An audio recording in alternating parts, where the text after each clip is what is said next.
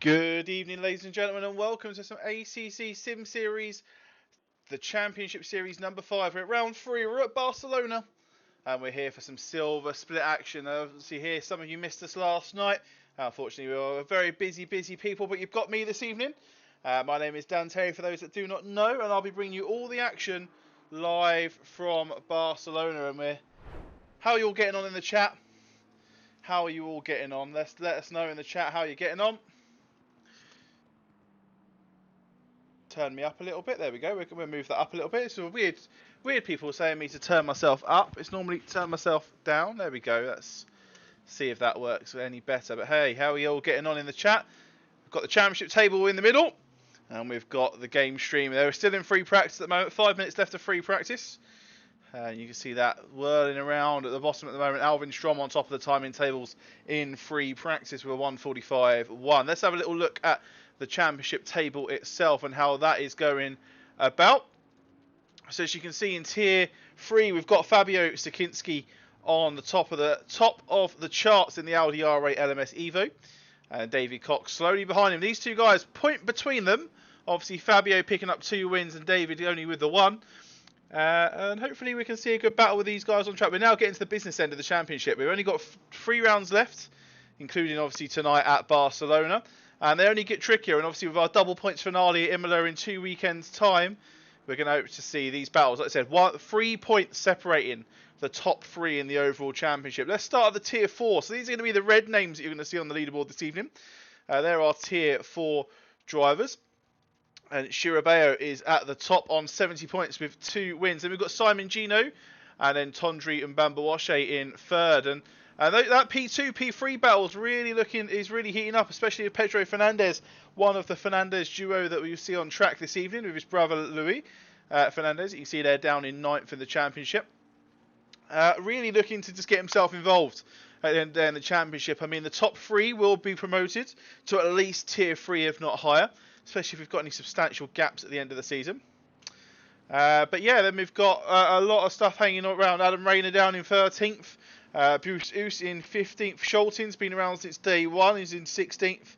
And then some guys looking to make a bit of a bigger, get some points on the board, being in Marcus Haller, Torsten Jalka, and Arian Fenari, all looking to get some points on the board. If we head over to the Tier 3 Championship, we see Fabio Sakinski sitting at top the tree with David Cox 1 point behind him. There's a massive gap, 31 points. That's a whole championship win. That's a whole win in between Alvin Strom and David Cox for third.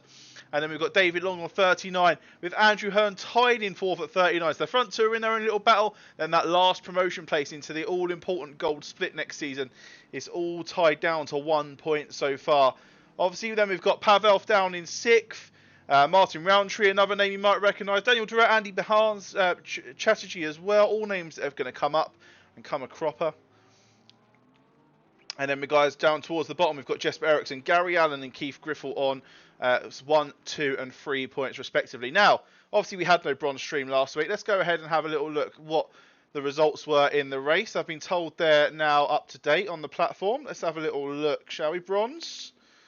And we go and have a look at the we're going to have a look at the results actually from last night's race. So in race, so let's start at quali then. So quali, the time was 1:44.7. It's the time we've got to beat tonight. Both drivers on a dry track. I think the silvers have got a little bit of a warmer track than the bronzes had last night. But Jonas Nørgaard find himself on pole for 1:44.7, and about a 3/10 gap to Goose Foos in 2nd place. Probably Gus Foos, I don't know, but Goose Foos sounds better. Then Thomas Minink finds himself in top of the tier 6, tier 6 P1. With Lucas Fisher, Robert Dunn, Dieter Santon, Richard Christie, Alexander Dole, Vita Espello, Mark Chardons taking out the top 10. Let's head over to race 1 and see how it finished off. So Thomas Meninke, or Menink, whatever you want to call it, won race 1 overall, so won it for tier 6. Then we've got Lucas Fisher winning it for tier 5.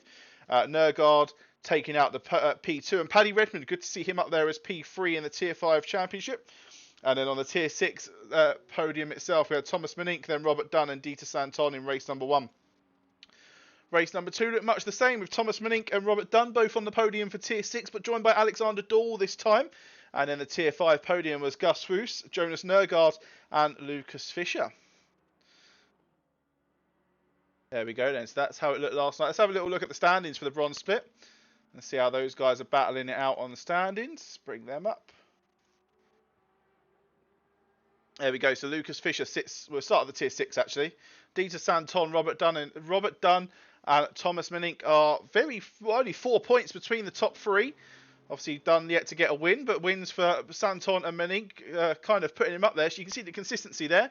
Very much like we saw Shane Thomas in Season 1, Season 2, especially in Season 1, not getting himself a win until the final race of the season, but actually was so consistent he ended up winning the championship overall. We can see that there from Robert Dunn on 0 wins, but 80 points, only 1 off the lead for the Tier 6 championship. And then we've got Lucas Fisher, Antti Meninka, and Jonas Nergaard all down in the top for the top 3 of Tier 5.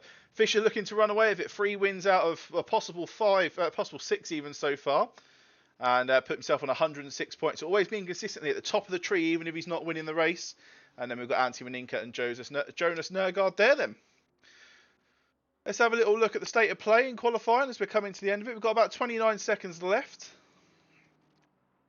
Go have a little look back at the Silver Championship. Yes, I'm on my own this evening. I'm going to be on my own for the rest of the season. Unfortunately, the commentator partner has decided that he doesn't want to take part for the rest of the season, which is understandable. At least this week he gave me more than 3 hours notice, so we've pushed that boat aside and we're on to the next one. But I'm going to have my sultry tones for the next 3 weeks all by myself. That's until Paul Glover gets back from his race department GT staffing days. You love a sultry tone, Rob. You only wanted me to go over the bronze standings because you know how well you do, and I'm not stupid, man. Yeah, salty tones is probably the better understanding anyway. Let's go ahead and have a little look as the session swaps over, and we're going to jump over to the game stream. He says, "Where is it? There it is. Free practice just coming to an end then." And the prediction at the start, will Rob ask for a prediction? He did, so we're going to go for... we'll go for yes then. We'll go for yes. He did ask for a prediction. Fabio Sakinski then sitting atop the tree in 1:44 freeze. So they have already beaten those times from bronze yesterday.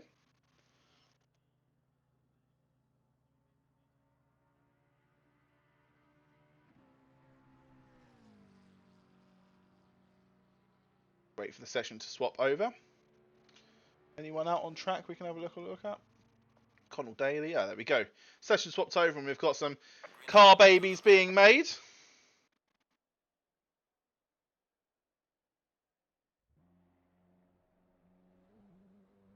Cars being disqualified for issues during a culmination, of behaviour warning points. We'll get into that as the race weekend progresses. And our AM drivers, our red badge drivers, out on track. We go on board with the champion. Well, one of the championship contenders and sitting atop the tree, Shirabal.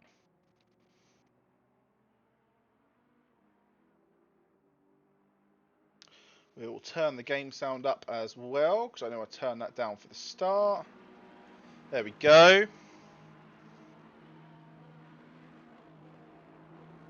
Here we go. Here's a good prediction for you. We're going to make this stream last on predictions. Who will be P1, Tier 3 or Tier 4? So Tier 4 are the red names. They're the ones you'll see out on track at the moment. Tier 3s will come for the second 15 minutes of qualifying. And they'll be our pro drivers. Now, are you going to go for the obvious and think, well, Tier 3 are going to take P1 overall? Or are you going to have some trust in some of these Tier 4 drivers?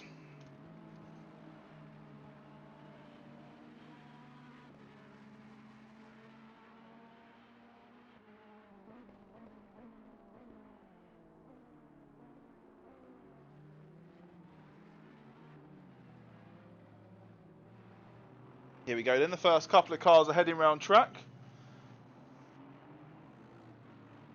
Car number 27 is heading through the final sector. Let's find out who that is. If we can see them on our timing screens. It is Ray Birch then, coming through to start his first lap. On board with a Ferrari.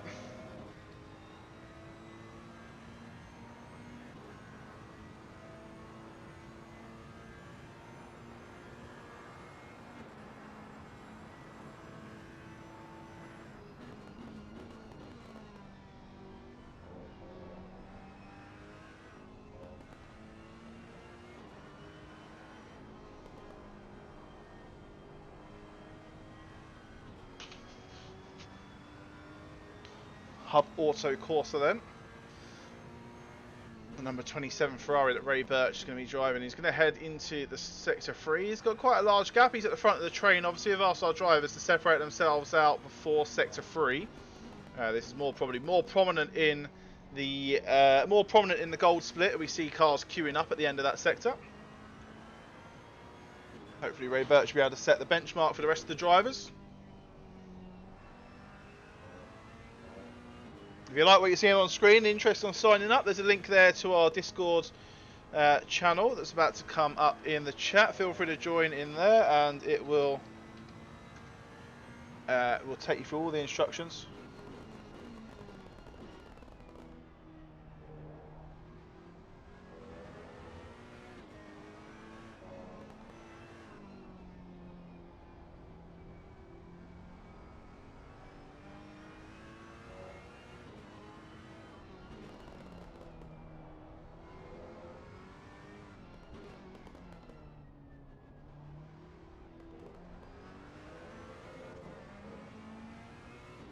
Go silent for a sec. It's just trying to do multiple things at once.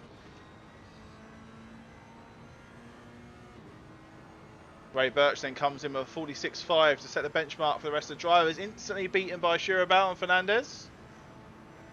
Go have a little look on board at...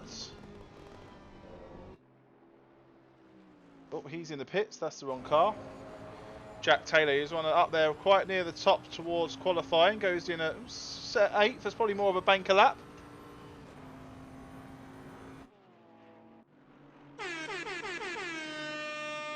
That's the noise that Gareth was on about the gifted sub noise. Thank you very much for gifting a sub there, Robbie27, to the chat. Make sure you say thank you, whoever got their hands on that. We're going to save the name puns to the race. Got to keep the content in control. Got to limit you to content. Ray Birch, well, a lot of our drivers are obviously been setting banker laps their first ones out, as there's a lot of green on our timing screen at the moment. Obviously Ray Birch being one of those, but Louis Fernandez is 7 tenths up. Oh, he's just caught the inside curb. Going through what I call the lift-off. Fellow commentator and broadcaster Gareth Rondale called it the braking zone that goes in through the right-hander there. Totally number prepared. I haven't even got a track map up in front of me. Let's get Barcelona track map.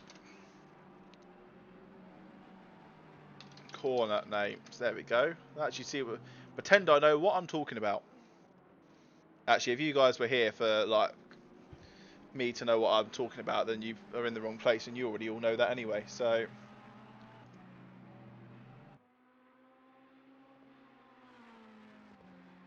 Shirabal crossed, or Ray Birch crossed the line to go pole, but Shirabal's gone in with a 1:44.8.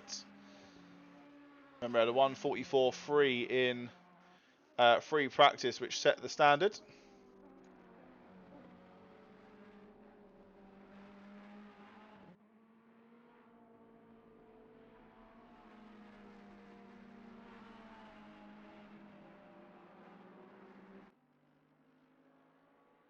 Oh, there we go. That works. Got the corner names.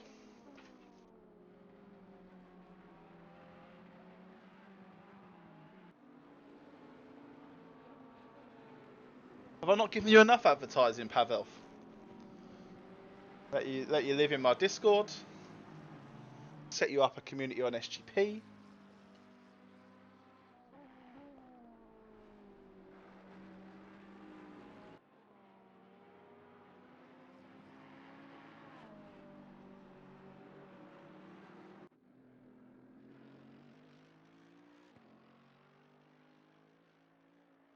You want 24/7 advertising, do you? Well, unfortunately, that comes at a cost. And it is a cost in sexual favours, Pavel, and I just don't think you're up to that task at the moment, mate, to be honest. I don't think that level of commitment's there for you. You do a lot for the community already, but I don't think sexual favours to the boss is quite on your... You hand it off to Julian. Brian Dahl then into P2. He is up as well. Louis Fernandez is up on his time. Adam Rayner as well, most importantly for crowd favourite. ACCSimSeries Adam Rayner, number 25, is up on his time as well. Up for good 3 tenths. Needs to find an astounding 1.4 seconds though to get himself on pole.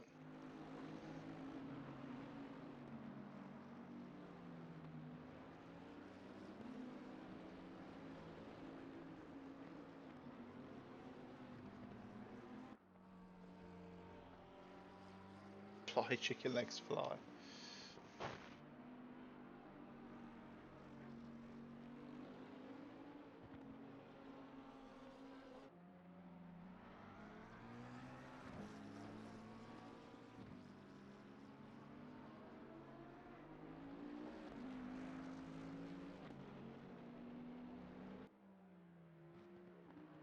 Adam Rayner needs to find 1.6 seconds now. Jack Taylor does find a good chunk of time. Finds about 5 temps, I think it was, in that lap. Brian Doll, though, is up 3 temps as well, and he's coming around the final corner now. He needs to find 6 to put himself in the lead. About 6 minutes left for Tier 4 qualifying. Manages to cut that deficit from Jack Taylor down from 6 temps to 3 temps. Towards the back of the pack then, P16, 17, 18 in the Tier 4s. All up on their time at the moment by the looks of it. Erwin Schultens is the largest up with 0.3 of a 3 tenths of a second, sorry, 4 tenths even. Words as we come into the now non-existing middle part of Sector 3. Can't wait to see if we get the new format in ACC over the next probably 12 months or so. Obviously depending on the access that Kunos end up getting to the track, or the guys that handle their laser scanning software get access to the track and be able to add the new part of Sector 3. We'll talk a little bit more about that towards the middle of the race.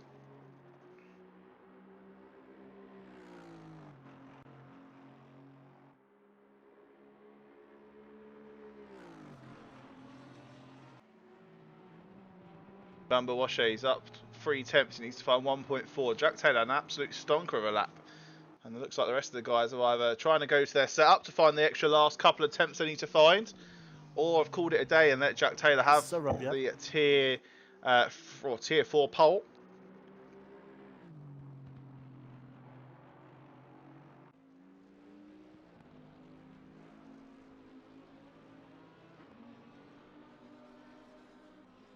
You'd hope so, Racing Red, but you got to also understand that the laser scanning people don't necessarily travel round with the season. So it depends how many tracks Barcelona want to get in. I think last time they were talking about their availability when putting or looking at the track availability for this year, or this calendar year anyway, when they were looking to make do the changes to the track. They were pretty solidly booked up for 2021. That's why they had to get the diggers out during the Christmas period. So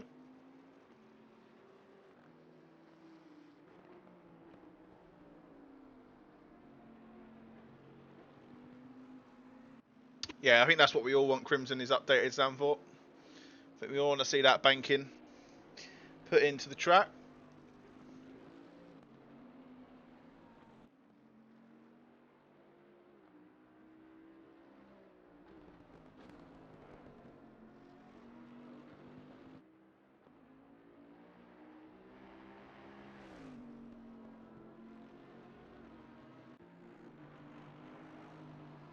I'm not allowed dry Zam4. I'm not allowed any dry races this season in Gold Split. They're all got to be wet.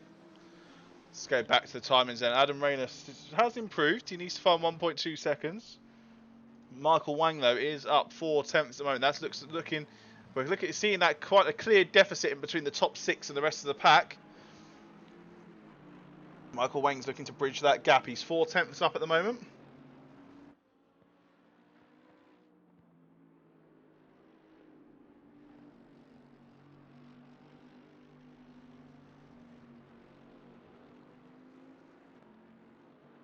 That's right. I quite enjoy a solo cast anyway. It's a lot more enjoyable, a lot less people to rely on. So it's all good in the hood. There's Michael Wang. Michael Wang actually managed to get 7 temps up before going through the dreaded chicanes of Sector 3 and has lost pretty much all of his time going around the final corner.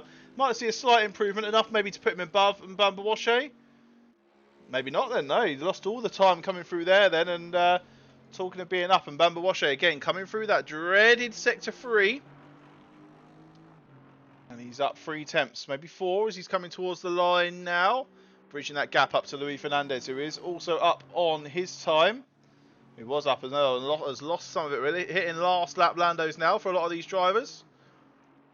Ones crossing the line are going to maybe have 1, maybe 2 laps of fuel left, and only probably 2 laps of time left as well before the Pro Tier 3 drivers come out on track.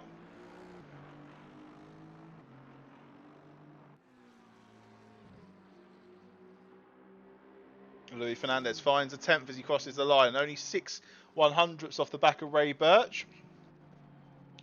And like we said, we wondered if these guys were going to adjust their setups to try and find the last couple of attempts. It looks like some of these are. Torsten Jadka was up on his time coming round into the final sector, but seemed to have lost that as well. So was Jack Taylor in pole as well.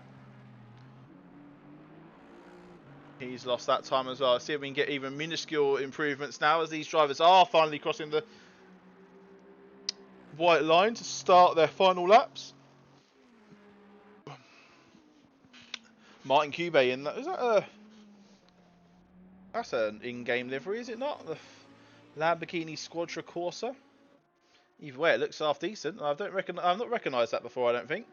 He did find a load of time, has lost it again in Sector 3. Scott Walker, one we've not mentioned so far. Even Chris McKenna actually crossing the line. He's about to gap that 1 second up to Neves. Actually going to jump Neves then up into 17th on the grid.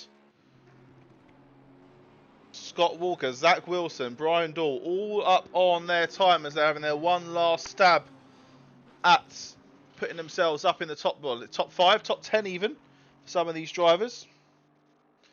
Jose Neves looking to answer back to Chris McKenna, pipping him to the post to get the last spot in the Tier 4 grid. Zach Wilson looks to have lost a little bit of time. Be surprised if he's still valid after using that excess little bit of run off there, going through the start of the 3rd sector. 6/10 up. He needs to find 1.1. This could be enough to put in P4 if he's lucky. He is catching up a car as well in front of him. Not too sure who that is. That's 999 of Schultens, who has pulled into the pits.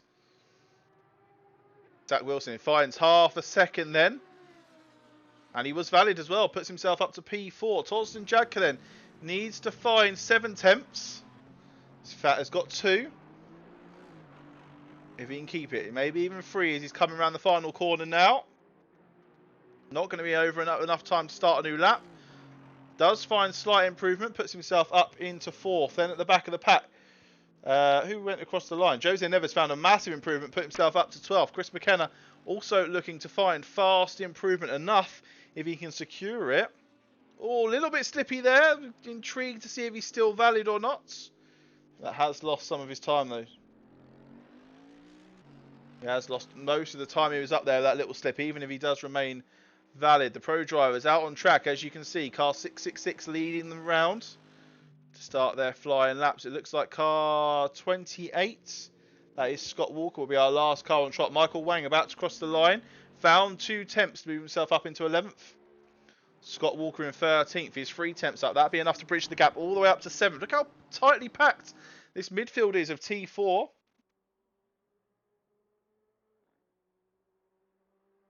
The Rubber Dinghy Rapids GTR. Probably one of my favourite liveries and team names.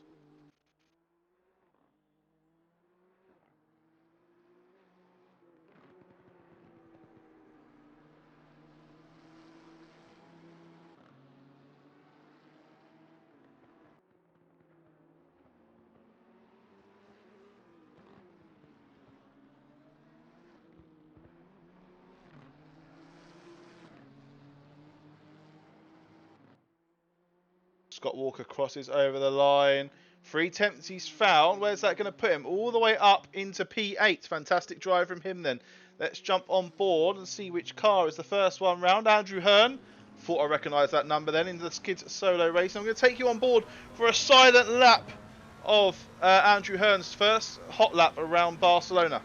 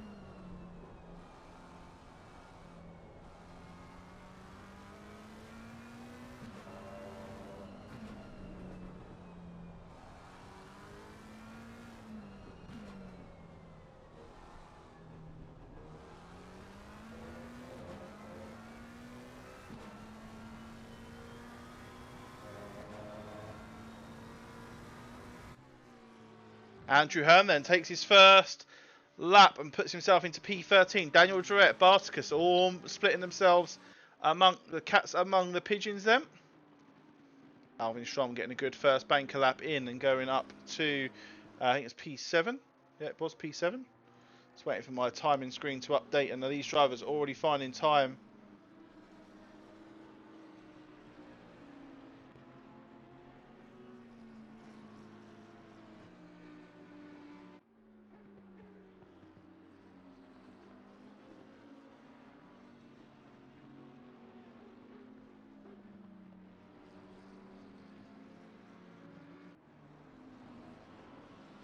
All these guys finding themselves as much time as they possibly can. Barticus is 4 tenths up, down in 13th.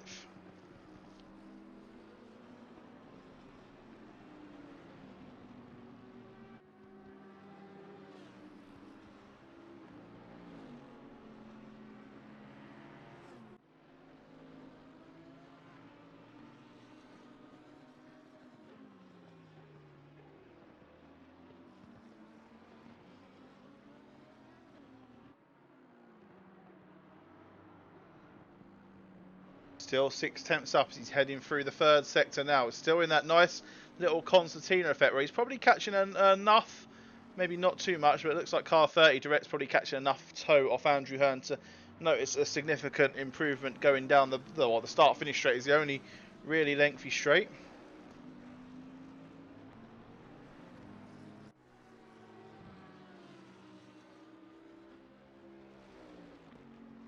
Moves himself up to 30th. Direct moves himself up to second. Hearn found a stonker of an improvement, puts himself up to 5th. Sakinski puts himself up into 3rd. Long's in 12th. Bahan in 13th. David Cox 5 tenths up at the moment. He needs to find that time to put himself on pole.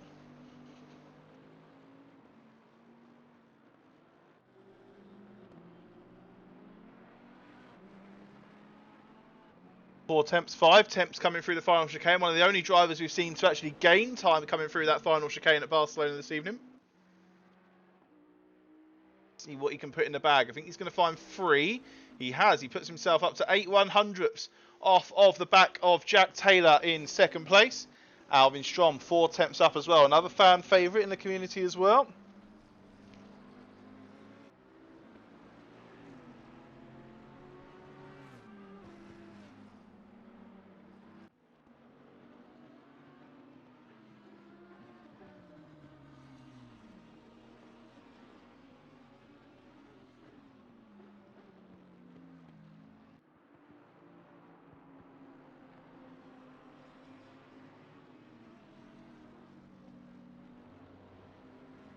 Alvin Strom 2 tenths up. Still needs to find 5. Look at that though. The top 20 cars all within a second of the leader.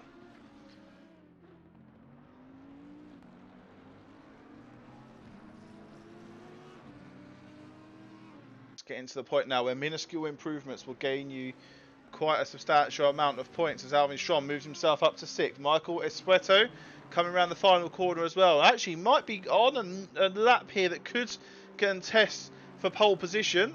Puts himself in 5th. Still only, look at that, 1 tenth off the leader in 5th place. Jose Martins again lost a load of time coming through that final chicane. Can't seem to grab any time as he's coming through. Canberry's the next one that is substantially up. I'll say substantially in the scheme of things. Needs to find 8 tenths when he's down in 18th. He is currently 3 tenths up at the moment.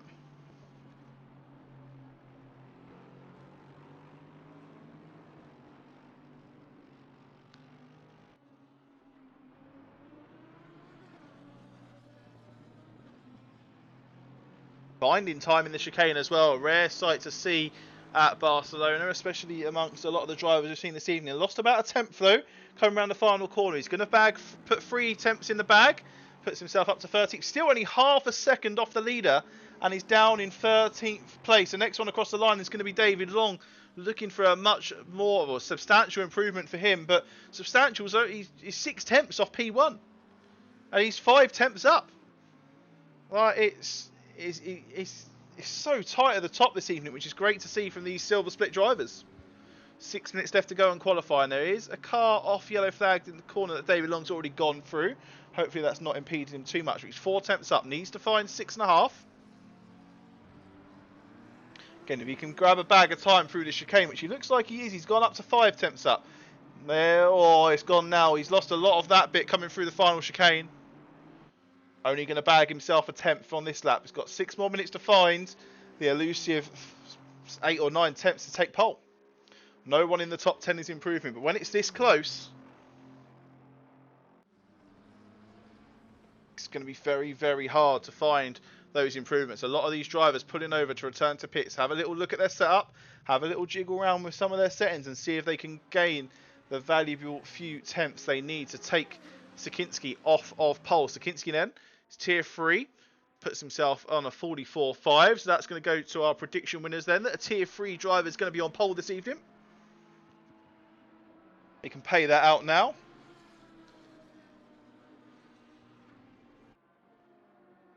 There you go then. A tier 3 driver finds himself on pole. Currently sitting at Fabio Sikinski, but all these drivers behind. I mean, look at it. It's P18 is a second. And that's only because Sikinski's 2 tenths off the leader. If you actually look at it, it goes down to from P2 down to about P25, 26. It's all within a second, so it's really, really tight towards the top. Daniel Durrett looking to make as much of an improvement as he can. There is 0 green times on my screen at the moment. That's a lie, actually. Martin Roundtree down in 25th. Still on a 1:45.8. Finds himself in 25th. 1.3 seconds off the lead and he's 4 tenths up. At this rate, it's enough to find an improvement up to 18th place. Maybe 17th, depending how much of a push he can get going into the final sector now.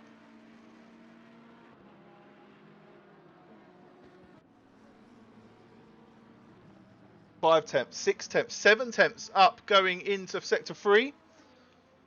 This is the most trickiest part of the track then.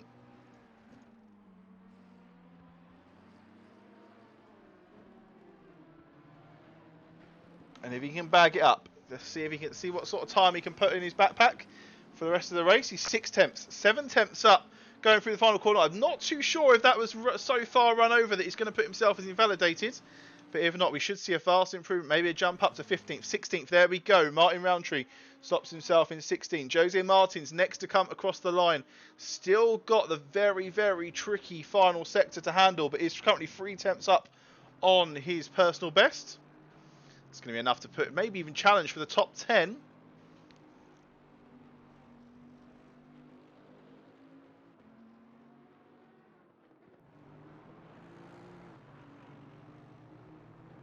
Final sector time. What can he do?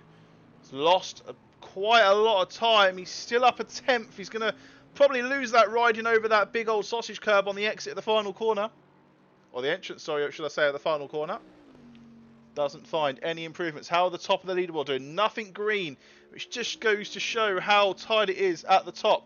We've got David Long down in 15th place. Now, this driver has been on some astounding form for the past 2 seasons. He's going to hit traffic now. I'm not too sure that car in front is car number 50. Car number 50 on the leaderboard is actually slower than him. So hoping he can get himself out of the way. I'm saying that and I can't actually see car number 50 on my screen. Is it 50? It's 59, that's why. 59 is in P5, so beg your pardon. Do apologise. David Long then trying to get as much space as he can, and that's lost him a chunk of time. But Jose Martinez about to come up to the same sort of mini traffic jam. It's 5, 10, well, was half a second up. Look at that though, top 18 within a second, and Ray Birch, he's just outside of that as well. So still plenty of time. It's so tight at the top. There's not a lot of green going on my leaderboard, and the drivers are now starting to hit last lap territory. Some of them trying to run it down on fumes. I say I'll run it down on fumes as Jose Martins flies off on the runoff. Bartka's coming around the final chicane. He is 3 tenths up. He's gaining time. This is going to be enough to put him on the top 5. Maybe row 3 on the grid. I see he's lost time again coming through the final corner. A lot of our drivers are finding that part of the track tricky this evening. Does bag some extra time. And actually there's only 2 tenths and it put him up 6 positions. Andy Bahani in the same boat then, and that lovely Super Ape de Corsa Ferrari number 48 coming through sector 1. He's half a second up already, 6 tenths off the lead. Gonna have to see what Andy Bahan can do. We know he's got it in his locker. He was very prominent on the grid, I believe, in season 4 last season. He had some really good time down in the bronze split, just cutting his teeth and learning some of the tracks, learning the cars he wanted to drive. And you see there's some yellow flags on the minimap as the drivers are giving up for their chance of taking Sakinski off of pole. Currently sitting on a 1:44.5. But the best opportunity on track at the moment is Andy Bahan in the 48 Super 8 to course delivery. He's got the tricky part to go now. He's lost a little bit of time coming through that right-hander there. Munches some sausage on the way in. Munches some sausage on the way out. Now I've got to put that foot flat to the floor, and he has found time. Don't think it's enough to put him on pole, but it could put him on the second row of the grid here.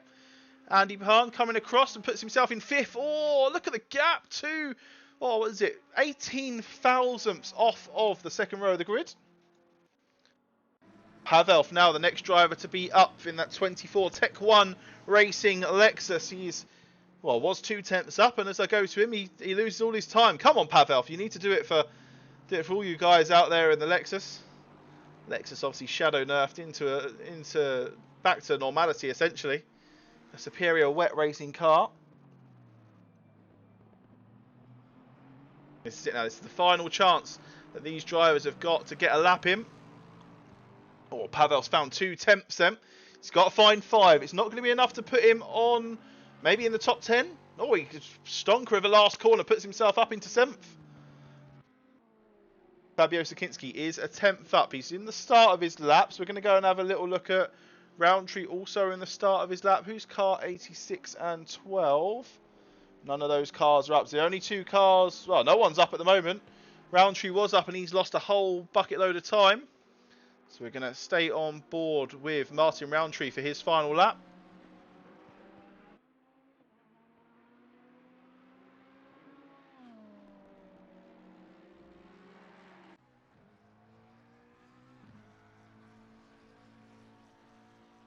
Pedro Fernandez is disqualified from qualifying, whoever that is asking. Culmination of BWP, and both Sakinski and Roundtree. Roundtree found an absolute bucket load of time going into the tight left-hander, the hairpin in sector 3. I've looked at the corner names, none of them make sense, and it's with the old track map, so.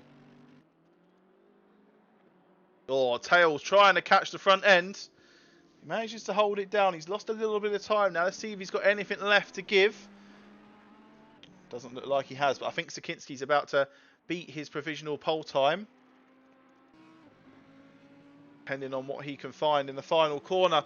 He has found an extra tenth. It's going to bridge the gap to maybe 2 tenths. Oh, 3 tenths even on Jack Taylor then. So Sakinski comes in at pole with a 1:44.361. So as our drivers now head back to the garages and get themselves ready for race number 1, we're going to head to a short ad break. And we'll be back in a couple of minutes with the start of race number 1.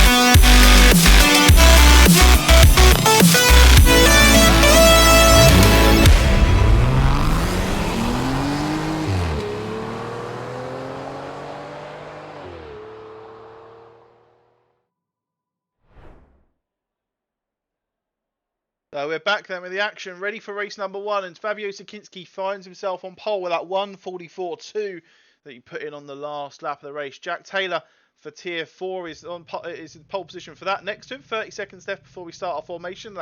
Then we've got Cox and Durrett, Andy Bahan and Esposito. And then we've got Pavel, Shirabao, Hearn and Barticus.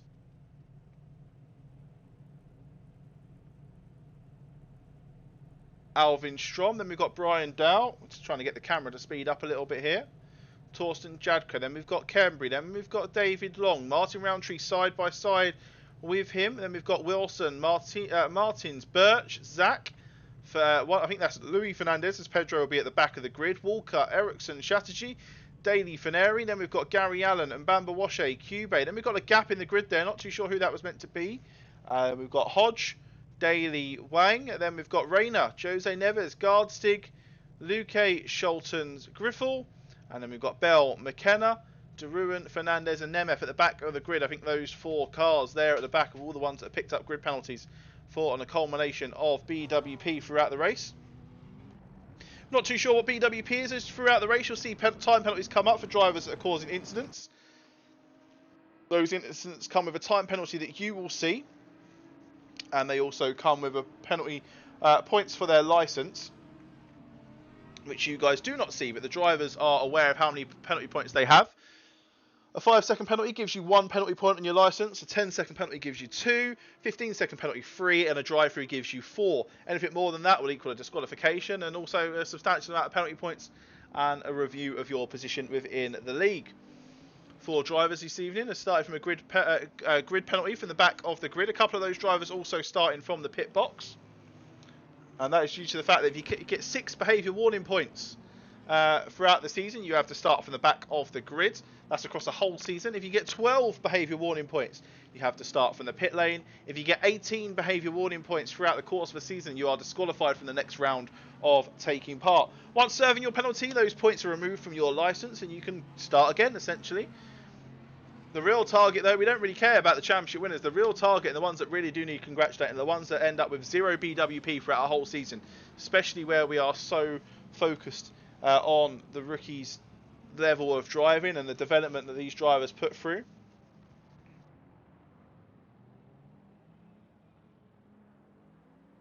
Still see some drivers, even in the gold split, picking up a far too many behaviour warning points than they should be. But they'll learn. They'll have to, which is fine. And yes, the ad is really loud, and that's 'cause it wakes you up ready for the start of the race. I'll tell you what, I think the next ad's even louder, and that's after in between the races. That even packs even more adrenaline into your system. So here we go then. The cars going through Sector 3 now, entering that Noah's Ark 2x2 formation. Hopefully all the drivers can get onto the back of the train, unlike the gold split saw during the Zandvoort race, back 10 to 15 positions, all having to start 2 or 3 corners away from the rest of the train. Drivers forming up then. Luckily we've got this chicane, which is already concertina's all the cars up. As you can see at the back of the picture there, the last few cars joining the 2x2. We go then. Sakinski and Taylor, Tier 3, Tier 4 respectively, both on pole positions for their class, leading them round the first corner, hitting that 70-mile-an-hour zone, and we can see who's going to get a good start. Looks like the Bentley there of Cox has left a big gap to run into for the Audi, but here we go then. The ACCSimSeries Championship Series number 5, Silver Split race number 1 is underway, and it looks like Sakinski's got a great start. Jack Taylor then ducking in to grab as much toe as he possibly can. And let's see, they all concertina up further down. Looks to be nice and clean going down the start-finish straight. That's the first hurdle. Second hurdle is turn 1, and we're going to see how many of our cars get through. Oh, there's a bit of a spin. There's a spinning yellow banana Lamborghini further back down the order. Not sure who that is and who it's going to collect, but it looks like it's going to collect quite a few. But the leaders are through. Alvin Strom then having a little bit of a wiggle there on the inside, touching the grass.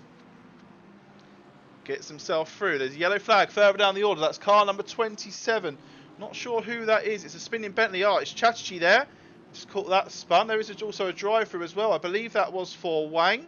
A few more drivers there off on the grass as well. Let's have a little look higher up the order at how these cars are getting on. And Daniel Durrett looks to be clean and safe with Bahan behind him. Esposito, Pavel, Barticus all behind. Jack Taylor has had A fine start with Sakinski now, leading them through the second sector.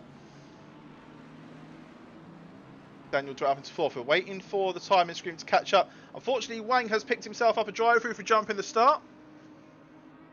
So he's going to have to serve that in the first 3 laps of his race. In the pack now, you can see where it's broken up. It's broken up around P10 where Shirabao is now. The rest of these drivers probably becoming our lead pack, and we're looking like, if you're a fan of cycling, the peloton further behind us. Who's that? It's Jadka falling down the order. Not too sure what's happened with Jadka or where he's ended up.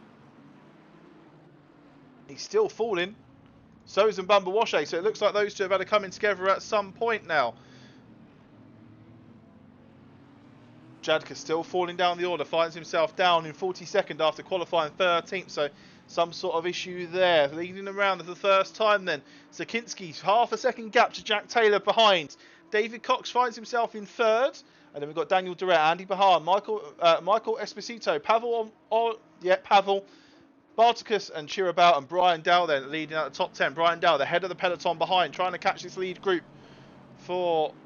Oh, trying to get himself onto the back of, I believe that's Bartacus now, as Shirabao's just made the overtake going into turn 1. Nice and clean, good to see.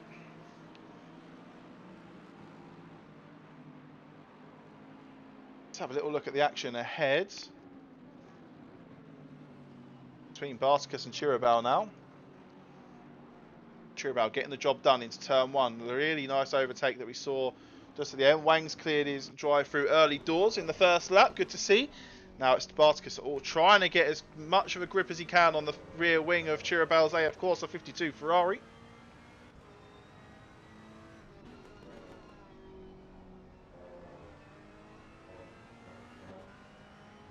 Extended that gap now. Alvin Strom behind, looking like he's trying to make some moves up the order. Qualified in 11th, down in 13th. So he's lost a couple of positions at the start. He's battling really, really hard there, Martin Roundtree, and trying to get onto the back of Cambly's number 15 Tech 1 Lexus. We'll have a look at the penalty sheet shortly and see how many have got. But there's a massive, massive, massive concertina of cars, and Pedro Fernandez has taken really big advantage of his the start from the back of the grid he's had to make, and the instance around him. Started in 42nd, obviously at the back of the grid due to that incident. Finds himself now in P20. Getting side by side with that 505 Ferrari of Connell Daly. Jesper Eriksson then, the next target on Fernandez is this. Trying to get into the top 10. We see a yellow flag there for car number 86. Who is car number? So Andrew Hearn must have been involved in some sort of incident. He qualified 9th, he's down in 26th. And we've got Jason Daly, it's in the midst of the next pack with Gary Allen in there as well. Good start from Gary Allen. Actually started where he qualified, so that's perfectly fine as well. Nice and consistent. Where is Mr. Rayner? Up to 23rd.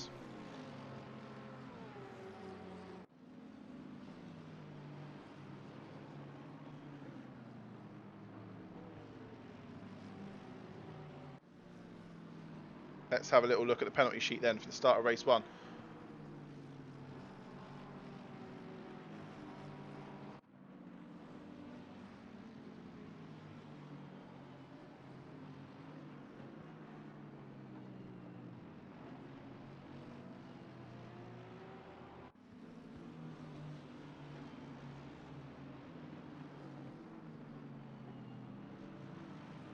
Jason Daly finds himself in 30th.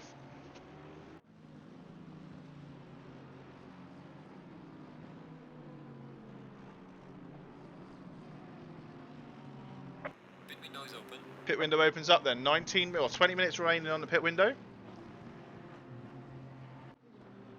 Oh, I think that's Nemeth there. Has caught the bollard. Sent it spinning into the back of the track, and Jason Daly trying to bridge the gap up to Nemeth. Actually ends up losing the position there to, I believe that's Torsten Jadka, is it? No, it's Bell, sorry, that's in between the two of them.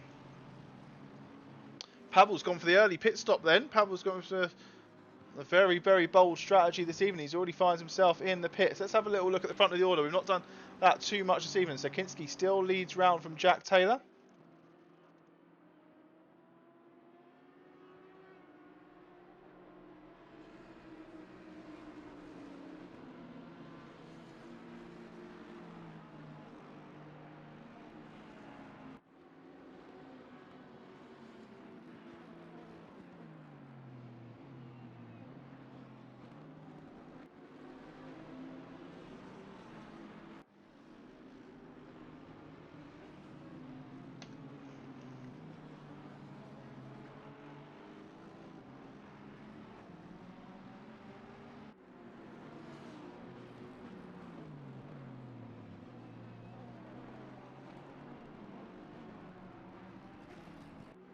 Michael Esposito then, 6/10 off catching Bahan.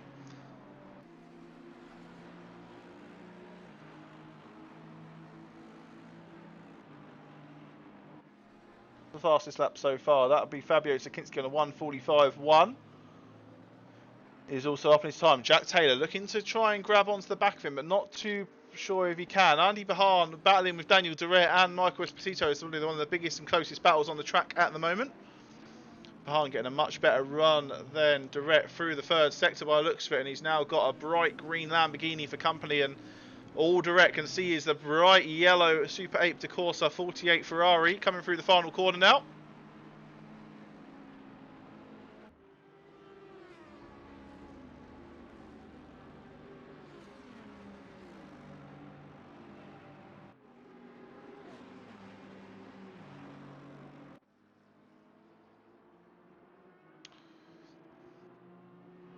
Still following around. All these cars are thinned out now. A lot of the drivers have headed to the pit lanes for early stops.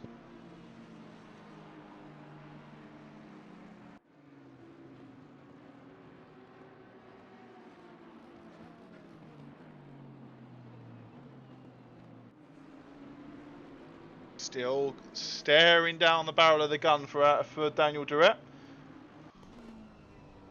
Have a little look at the onboard then for this Ferrari, Andy Bahan's Ferrari. Stuck in P5 at the moment. It's going to have Michael Esposito chomping at the bit, trying to get past him in the Aston Martin behind. But Daniel Duret has been a little bit of the cork in the bottle for these three. Manages to stretch his legs a little bit now.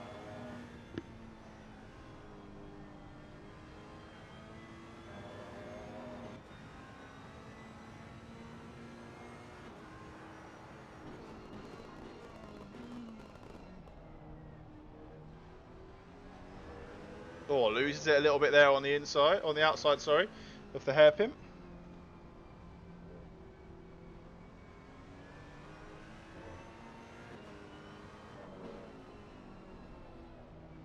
Struggles to get it slowed down, but does manage to get it done in time.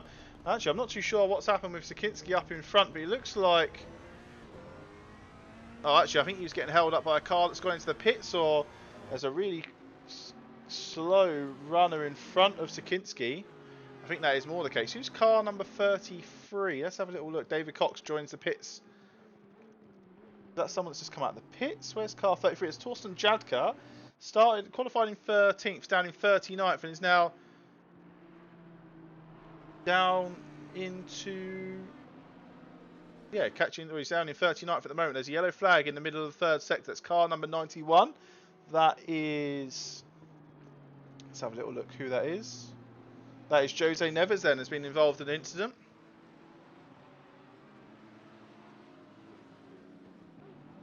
Jack Taylor signalling for that 33 Aston Martin to get out of the way as best as he can. Allowing the battle to resume then between Sakinski and Taylor for the rest of lap number 6.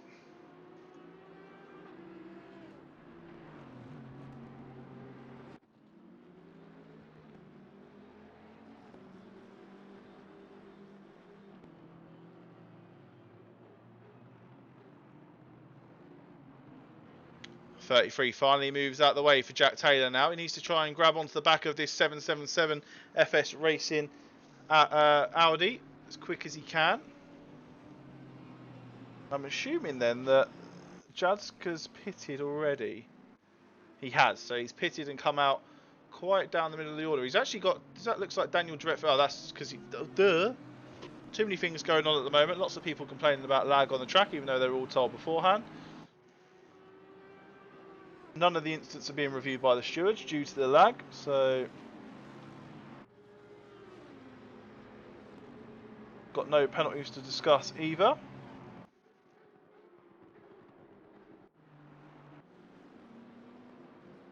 Louis and Pedro next to each other, 32nd and 33rd, still quite a big gap between them.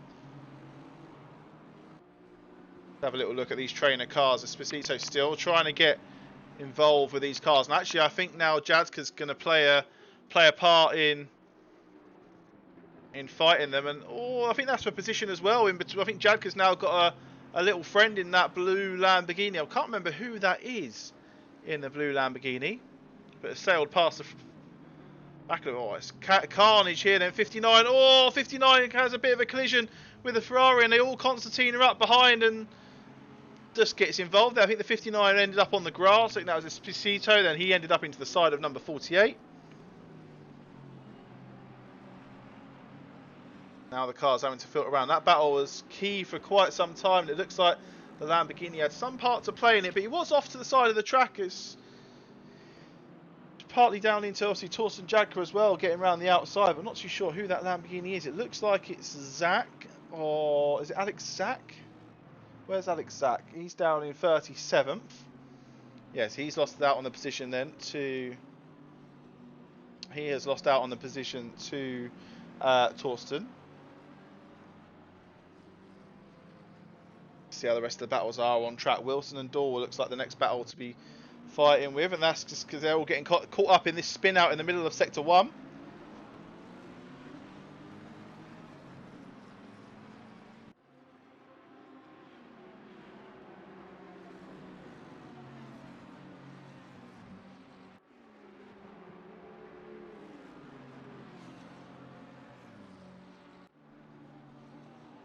There's another blue Lamborghini then coming out the pit lane.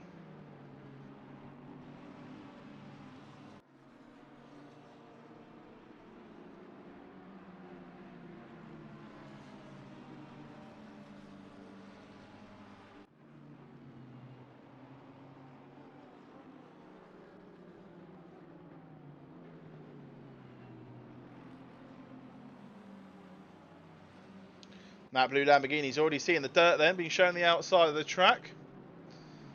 Now Esposito is on Bartacus, and Esposito looking down the inside again. It's good to see that he's still trying to get the move done in there, and he looks like he's got the position. Oh, he's got one over on Bartacus then.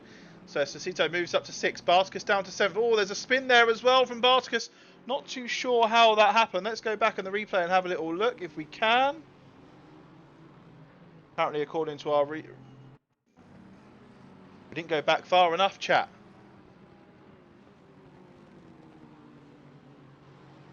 We didn't go back far enough. Hey ho. Sure we'll find out at some point if anyone's going to look at it. But Schultens now in front of Bartacus. I believe Schultens is a lap down now because he has already pitted. Esposito's picked up a 5-second penalty. I assume that is for, well, it's going to be more than 10, 15, yeah, 10-second penalty then. And car number 34 is going to pick up a 10-second penalty as well for crossing the pit line. Who is 34? That's Joe Grace. Welcome to ACCSS, Mr. Grace. Have yourself a 10-second penalty for crossing the pit exit line.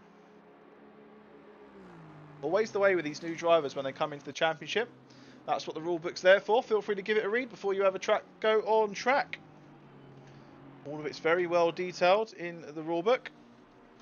If you are enjoying what you're seeing on screen and want to sign up, then feel free to hit the sign up link that's there in the Discord, and our admins will take you through the process. Make sure you read the welcome hall as well. The welcome hall and the championship rulebook, two most important things in ACCS. Don't worry about the staff, the admins, myself, the stream, the racing itself. The welcome hall and the championship rules channel. Two most important things in ACCSimSeries. The fastest lap on track at the moment is Jack Taylor. He's still in second position. He's about 2 seconds behind Sakinski. Sakinski's obviously having the advantage of the consistency. Whereas Jack Taylor's putting a 45.0 with Sakinski on a 45.1. Last lap though, Jack Taylor was 3 tenths quicker than Sakinski, so he's looking to mount a charge. Oh, who's that in front?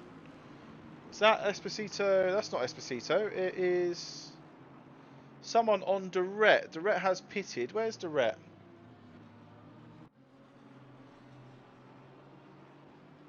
Let's have a little look. Where is Daniel Durrett? On my timing screen, a lot of the cars are all out of rotation. I cannot see him.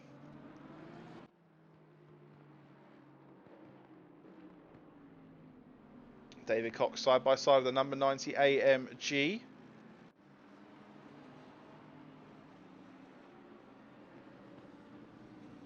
Which is, who knows? This is the worst part of the pit phase that we have. I thought Daniel Durrett had pitted. Oh, he had. So who overtook him? Oh, it was Jadka. I think Jadka overtook him, and then I don't know. This is why you need it. This is the difficult part of solo content. And I was offered to help today, but I was like, no, I enjoy doing it by myself. But trying to monitor that, the Discord, the staff that are complaining, the staff that are complaining about the lag, even though we can all see the lag and can't do anything about it. And actually, it looks like all the ping's now gone down. So hopefully we'll be able to get some of these things investigated in the stewards. So we've currently still got 17 incidents left to be reviewed because of lag on the server. It looks to me now, though, that the ping has now dropped substantially. Enough that these guys can concentrate on the racing. Adam Rayner up into P8 then. Still yet to pit, obviously. Qualified 33rd.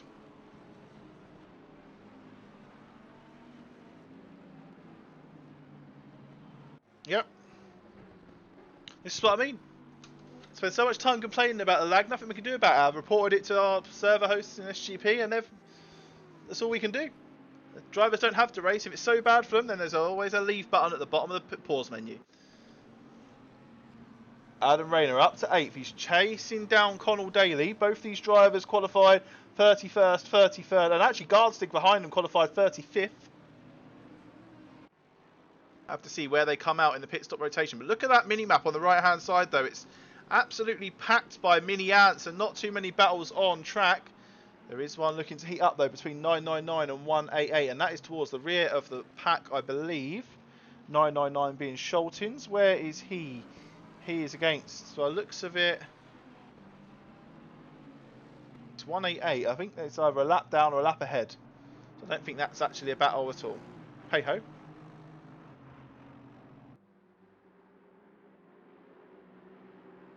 Oh no. Oh, I thought you said punted. He pitted. That's fine. Leaders in the pits. Dow's in the pits. Wilson, Cambry, Rayner's come in as well. Followed by Gary Allen behind. Jason Daly's come in as well. So the order now really starting to shuffle itself up as we head towards the final third of race number 1 to ACCSimSeries, the Championship Series number 5, powered by simracing.gp.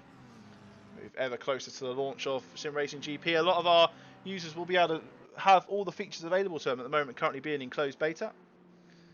It's only available to a certain few, very select few. Hopefully in a couple of weeks' time be able to open the floodgates to more of you and see a lot more of you on track, hopefully for Season 6 of the Championship Series.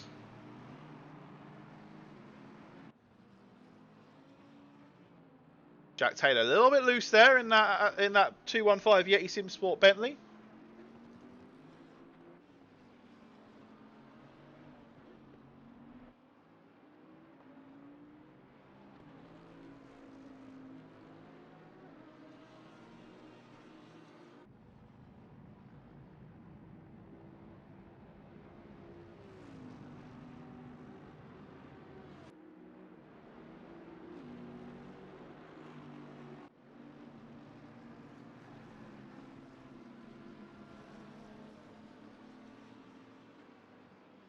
Oh, there's a big old chunk of cars in that middle pack there. Let's see who's in there. Car 72. That is Zach Wilson. He is being chased by Pavel behind in the 24. All these guys are for position. We found some battling, guys, during the pit stop phase. This never happens.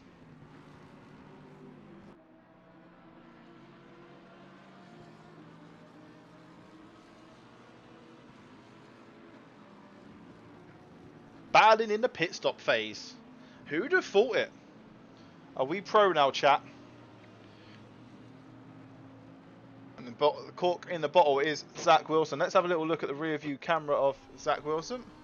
As you can see, he's got Pavel, Strom, Long, Dahl, Roundtree, Fernandez, all within a tight little concertina. So they head through the third section. That's actually very good throttle control there from the volume of that Barwell Motorsport 72 Lamborghini. Jack Taylor's gone round for another lap. He's taken, hopefully he might come in this lap. Where is 215? He is behind these, I think. Oh, he's coming into the final sector now. Oh, Pavel looking down the inside. That's audacious. Can he make it stick? He can. He can't get it slowed down, though. And he's likely going to lose a position. He has lost the position to Alvin Strom as well, then. Pavel trying to get an absolute stonker of an overtake in. Not a lot. He couldn't get it slowed down. One of the cars towards the back of the pack, I believe it's car number 25, which is... Oh, that's going to be unfortunate. Fan favourite Adam Rayner picks himself up a drive-through for audaciously abusing the track limits around Barcelona this evening. Picked himself up a drive-through penalty for that.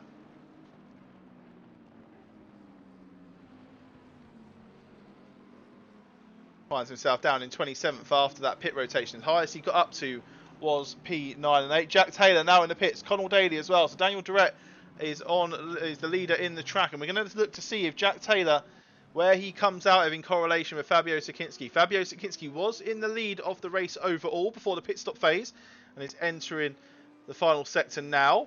I think he's going to have a substantial advantage on Jack Taylor. Have a little look how it happens. Michael Wang in the pits as well. Where is Fabio? Fabio's coming down the start-finish line now. Jack Taylor, is he moving?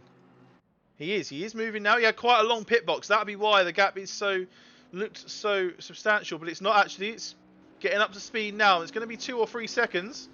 Jack Taylor, you can see that pink Audi, in front of him, and that is the leader of the race now. Let's go back and have a little look at this pack in the middle involving Wilson, Strom, Pavel. Strom's actually got in front of this pack as well. So Strom's somehow pulled probably an astounding overtake in the last lap. 7 minutes left this race. Pavel still looking to get to grips with this Lamborghini in front of him, and he wants past. He wants that 12th position. Actually, he's going to gain it in the pit stop, so he finds himself in 9th and he's looking for 8th overall. As the cars settle themselves out.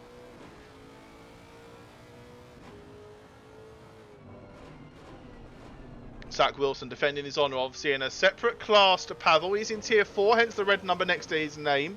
Pavel in tier 3, hence the white number next to his name. So these guys aren't necessarily battling for points. They're more battling for pride and bragging rights on track, and it's looking like it's going to be for a top 5 position after Durrett and Gardstig have served their pit stops. Let's see where they come out.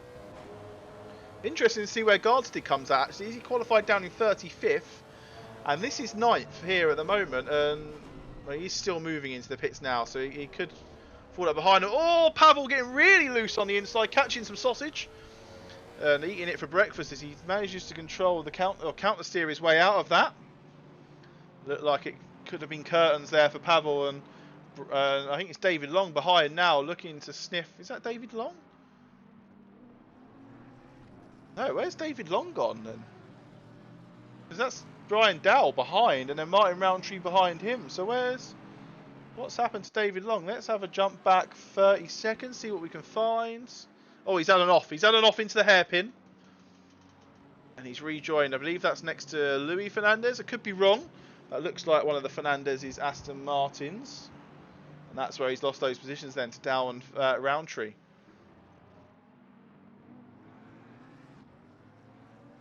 See the cars there. Constantine are all up. Bahan at the back of the pack, looking to grab as many positions as he possibly can. See, I don't even have to make the obvious jokes. I don't have to make the Long, Cox, Wang jokes. I just mention sausage, and you all absolutely love it. Gardstig falling down the order now after his pit stay. Durrett ended up coming out in P4. So let's have a little look as the leaders. We've got 5 minutes left. We've got Sierczewski in P1.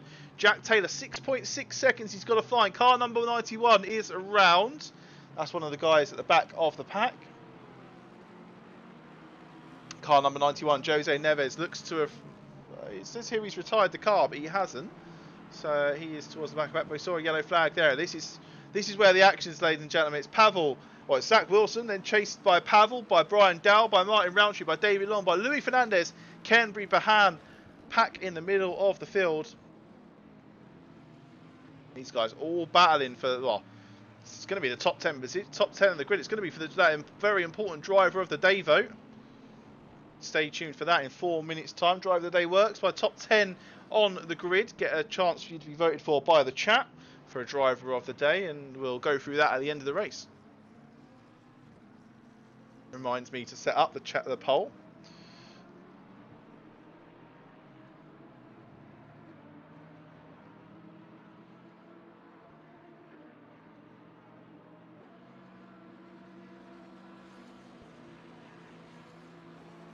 So now looks like David Long is the cork in the bottle for the pack behind, and he is the gatekeeper for the top 10. Luis Fernandez, looking as much as he could, and manages to take the safer option and hang it left instead of firing it right. Connell Daly picks himself up a driver. I can only assume that is for track cuts as well. There's a car off to the side. Is that Pavel? Has Pavel had a bit of a mare coming through turn 3 and 4? It is him. He's lost the positions now to Dow Roundtree as well. Let's go back and have a little look at that in a replay.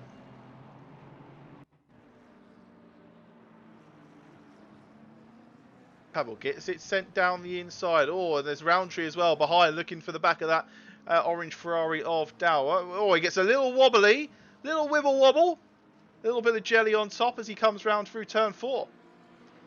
Loses the position out to Dow. And Roundtree then. And he's now going to be the gatekeeper for the top 10.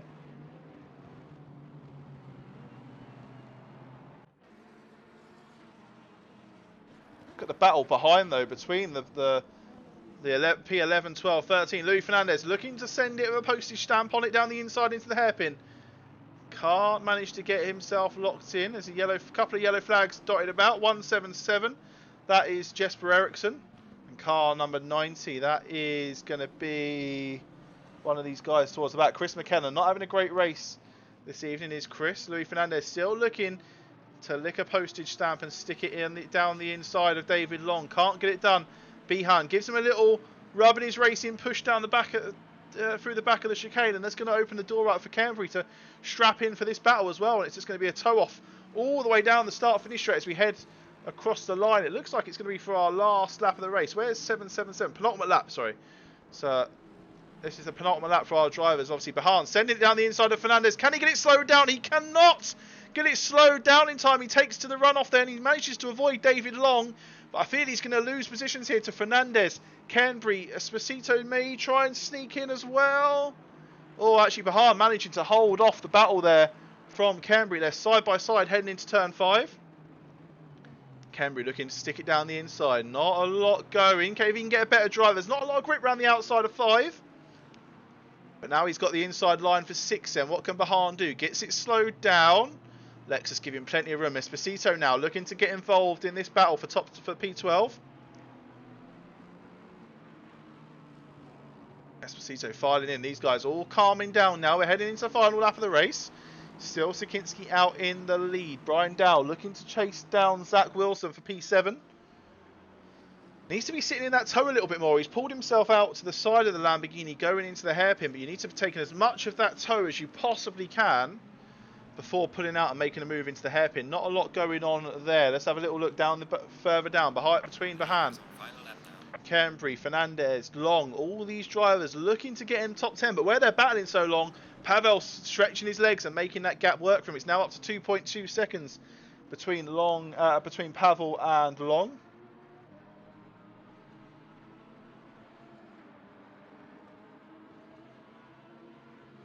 Here we go then. You can see the battle behind him now is between Fernandez and Behan. Let's jump on board with Behan as he comes down the start-finish straight. And we can see how substantial the toe is going to be. You need to tuck in more, son. You need to get behind him. These are just for bragging rights. You're not in the same class as each other.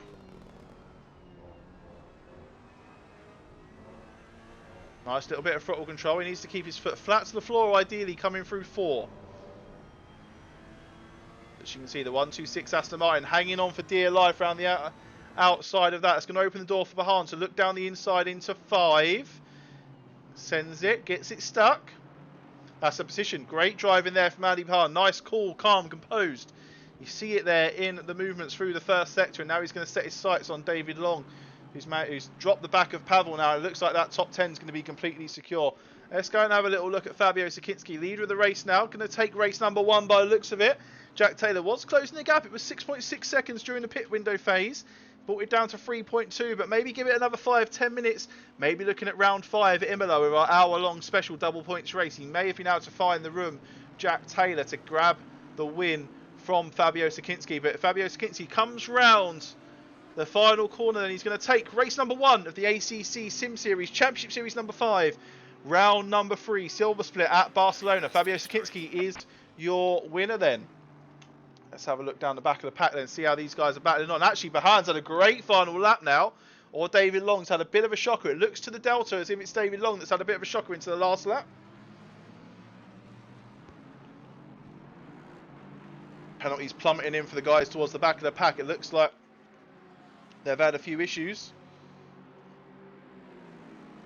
And defending then all the way to the line. That's going to be our top 15 drivers. Some great drivers there. And we're going to head over to the driver of the day vote to get that ready in chat. We'll go through it very quickly.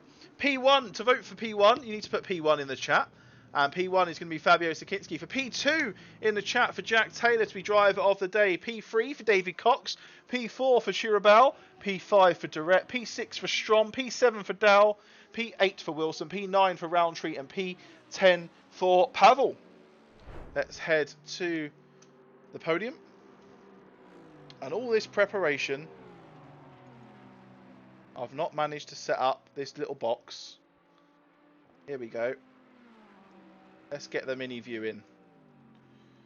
And the podium's in there from last week. Oh, we're having a mare, ladies and gentlemen. We'll turn them off and we'll get them fixed. Get your votes in. Driver of the day at the moment. Like I said, I can't really send to anyone as I do the typing. So keep yourselves busy in chat. So Sakinski, Cox, Durrett was the top 3 for our pro split. Entertain yourselves, chat.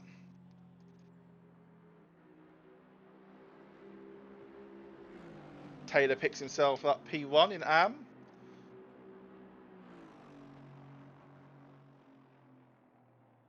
Shirabal in P2.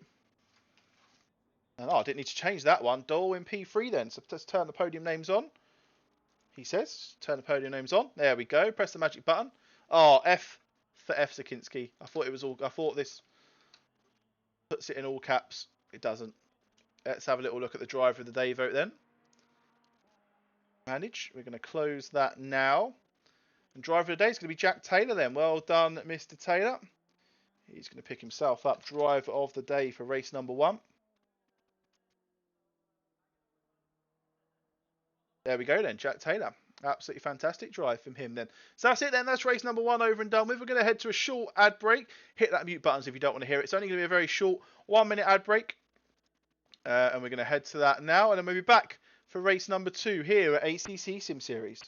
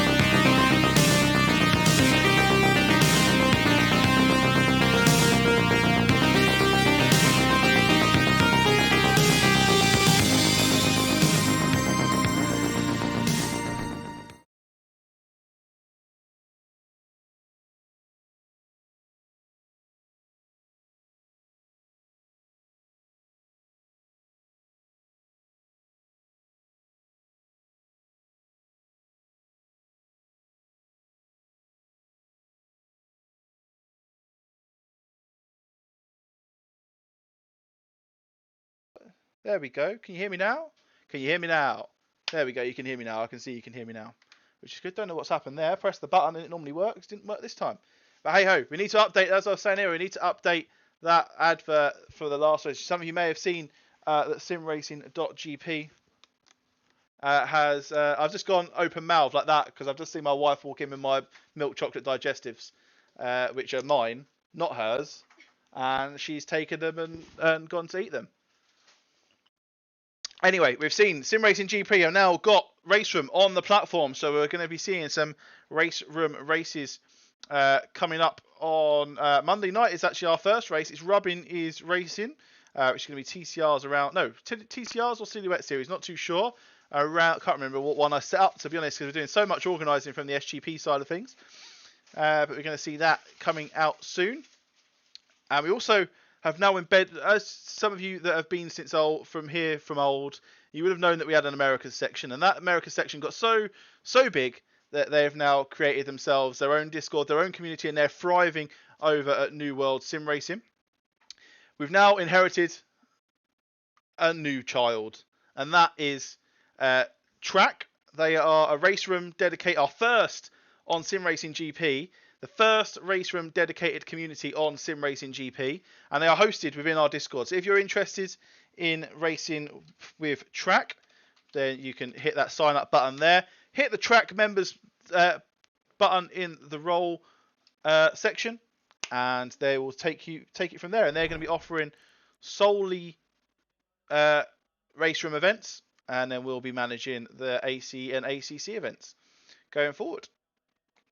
And rumour has it as well, chat, that Teams is coming to Sim Racing GP soon. Rumour has it. You didn't hear it from me. But anyway, we're going to move into race 2. And we're going to move this camera.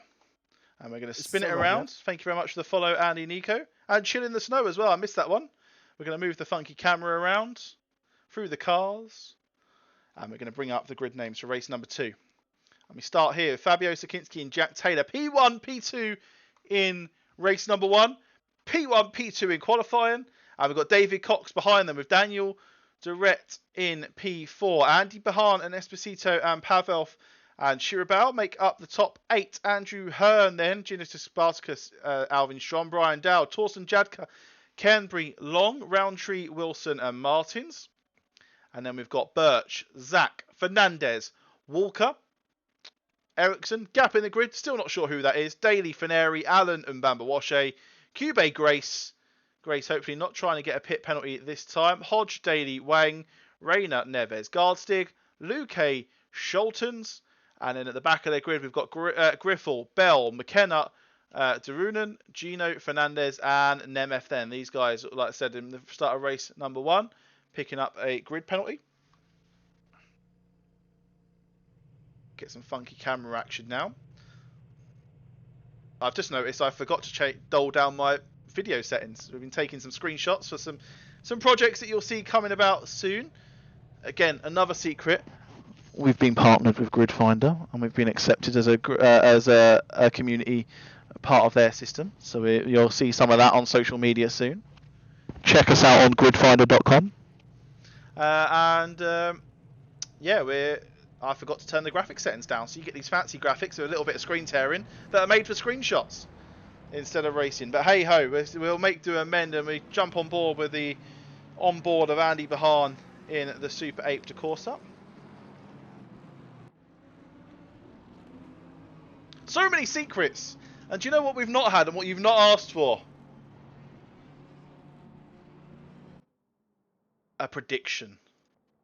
A prediction, ladies and gentlemen. And we're going to go for... Oh, drum roll, please. Drum roll, please. We're going to go for... Will we make it to turn 1? Remember, race 2 is always worse than race 1. When you make your predictions. I'm not trying to sway you, chat. Not trying to sway you. But think of it. Paul Ricard, especially in the gold split. Paul Ricard, race 2, nightmare. Oh, it wasn't even a nightmare to explain the gold split race number 2. Zandvoort, race number 2. Again, in the gold and the silver split. And I think the bronze split as well. Remember, I'm not trying to sway you in your voting. I didn't think we'd even get... I mean, the pros, the GT World Challenge drivers last season at Barcelona didn't get to turn 1. And these guys, like I said, ACCSimSeries, focused on the rookie drivers, are focused on learning and coaching all these new guys into a life of sim racing. So looking 50-50 at the moment. Good to see. Here we go then, guys. Thank you for sticking around. With 44 of you here this evening. Great to see. Brilliant numbers. And the thing is as well, the thing I like the most is all the same faces in chat, which I love to see. I love to see the new people coming into the chat, getting involved and you guys welcome them with open arms. But I love to see you guys here that have been here since, some of you since day one. I think Doc, Rob even found our test streams on another Twitch channel when we were testing out the broadcast. And he's been here since before the land of time. Here we go then. Drivers forming up that Noah's Ark formation. Got Sakinski in pole. Jack Taylor in pole for tier number 4. I get so confused. It's because I was doing me and Paul were doing tier 5 and 6 last season. We're now doing tier 3 and 4. It's still, I may get my head in the right space by round 5. Oh my goodness, this is fantastic. Oh, thank you very much for the Prime subscription, Mr. Sachs. We head round then. This is going to be ACCSimSeries, the Championship Series number 5. We've already planned number 6 as well. And we're heading through the Silver Split, race number 2 for round 3 at Barcelona. And we're about to go green then. No drive-throughs this time by looks of the start. There's drivers towards the back, move into the middle of the field. That's where problems start to begin. Especially if you're looking further down towards the bridge, where I can see Scott Walker's Rubber Dinghy Rapids GTR's got a whole array of cars behind him, including Luis Fernandez. Let's see if these guys can head into turn 1 a little bit nicer than they did race number 1. There's an off towards the outside. Involving that, there's a spun Bentley. I believe that's Adam Rayner, and it is Adam Rayner. And we've got Fernandez, Allen. Oh, all sorts of trouble. There's Zach going into the wall. Ericsson as well involved. Carnage, ladies and gentlemen, in the chat. I think we got to turn 1. No, we didn't. We didn't get to turn 1, did we? I can't get away with that. Choose outcome, no. No, we didn't get to turn 1. Unbelievable. There's at least 10 or 15 cars, and we're going to let those cars catch up with the timing beacon so that our deltas are all set up. Oh my goodness, this is fantastic. Dadu as well, thank you for the 5 months of tier 1 subscription. Send it for Ollie. Here we go then. So the deltas all sorted themselves out, and we still see that Sakinski is in the lead. He's got Jack Taylor down the inside, put a postage stamp on it, and send it in the mailbox. He's even opened the door for David Cox behind the Bentley 1-2-3, and now Bentley 1-2. Jack Taylor opening that door nice and wide so the 21 Bentley of David Cox could join him. And now Sakinski's going to be able to be on the front foot and attacking. He's done defending for half an hour. He now needs to attack. Sorry, he's done defending for half hour. He now needs to attack for half hour. Get that P1 back. He's lost P1 to Cox, like he said in the chat. And I cannot believe I mixed it. Cox has slid into P2. How are they looking further down the order? We've got some cars still going through the chicane. Not too much drama though, besides the first couple of corners.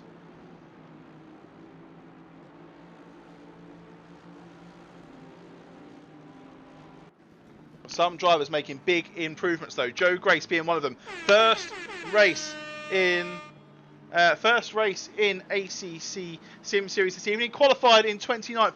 Puts himself up into 18th after the first lap. Great drive from him. Hopefully he can avoid that pit cut penalty that he received in race number 1. Sakinski's looking to get swamped now by Durrett and Bahan Esposito. All the guys in the chat are going a bit nuts. Robbie, thanks for the gifted sub to Henley. Henley, make sure you say thank you to him. Padster as well. 3 months of Prime subscription. We've started a hype train chat. We've not seen a hype train in so long. It's unreal. Thank you very much for the support. I'm even losing my voice this evening. That is the problem of solo casting, is my vocal cords have not quite got the mustard in them anymore. Chris Meadows slips into the chat with a clip for clean start. Vadu gifted a sub to Chris Meadows. I'm disappointed that Chris Meadows doesn't even subscribe himself, but hey ho. Thank you very much, Vadu. The hype train is real, ladies and gentlemen. We're level 2. I don't think I've got the gift set. I got told off for using gifts last time. Let's have a little look. No, I've not got the gift pet. Oh, I have. Go to gifts. Does this still work? I've done what I never. Oh, does it work?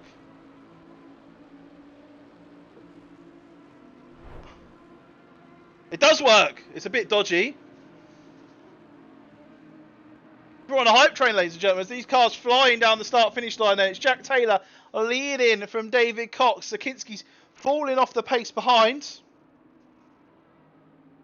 We've got a professional broadcast here. This is a rub, yeah. Daz hitting the follow as well. Welcome to the grid, Daz. Thing is, I'm going to have to quickly go like this, like this, like this to turn it off because I've not got it mapped on my stream deck. So, hey-ho. But Sakinski now, winner of race number 1. We're on a level 2 hype train. It's actually unreal. Not had a hype train in so long, even if it is. So, thank you very much, guys, for getting it started. Padstar, Vadu, Robbie, all you guys for joining and subscribing this evening. Let's get back into the action, as that's what we're here for. And Daniel Durrett having to defend from the raging Ferrari. The raging horse that is Andy Bahan behind him, having to defend really, really hard as they go through... Oh, I can't think of the corner name. It's the only one I knew. I can't think of it.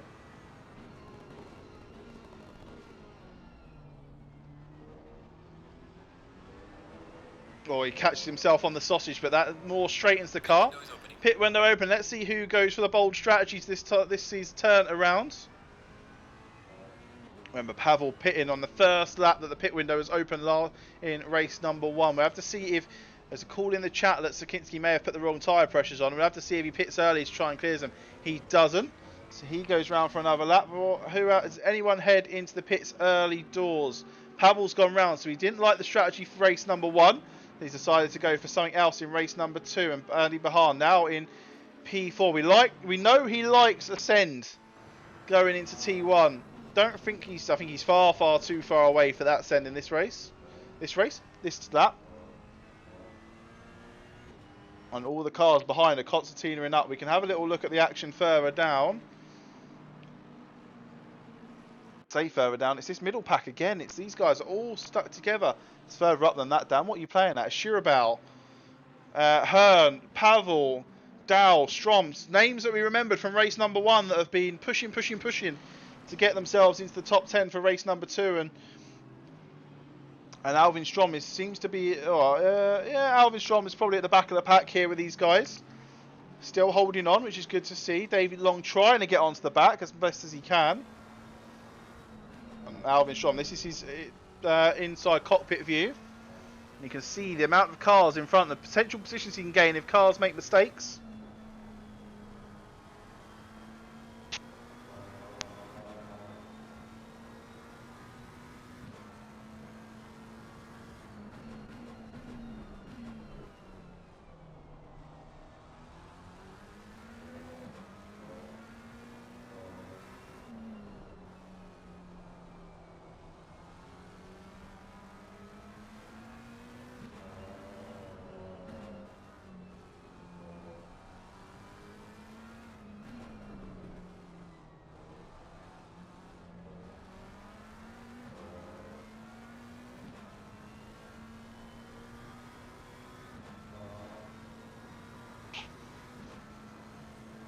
Barska's first to pit then of the leaders, and just apologies for the dead air in the background. Just trying to sort out the ping issues.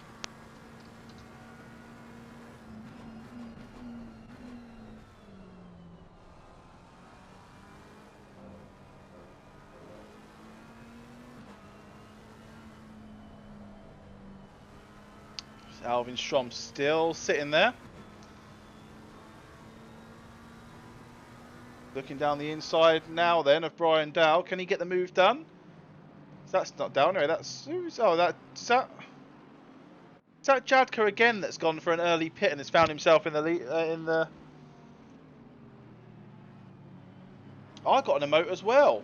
What did I get an emote for? I'll take it. Thank you very much to those guys that have done the hype train. Thank you very much for those guys that have took part. Really appreciate it. Good to see a level 1 hype train with 5 subs in that. Thank you very much, guys. Really, really do appreciate it.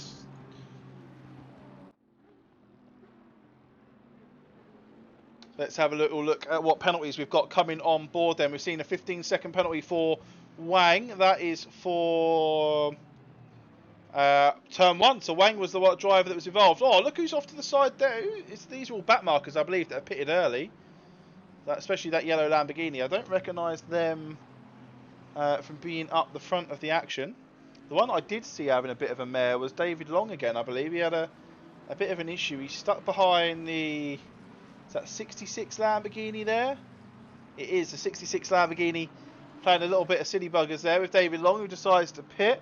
Nothing really that the 66 Lambo could do there. It's the tightest part of the track and not really much room to give way. Sakinski is now charging. Actually, it's Cox on Taylor. Look at the drive that Cox has got on. It's going hard and fast for the back of that 215 Bentley of Taylor.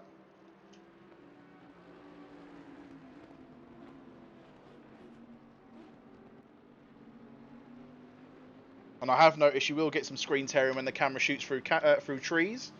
That is for the graphic settings that we've got turned on at the moment. Because like I said at the start of the race, I forgot to turn them off. So, car 107's been a 15-second penalty. That was Michael Wang. We've seen that. That was for the initial turn 1 carnage. Then we've got a 5-second penalty for 88. 15-second penalty for 28. 15-second penalty for 33 for an unsafe rejoin. 10-second penalty for 84.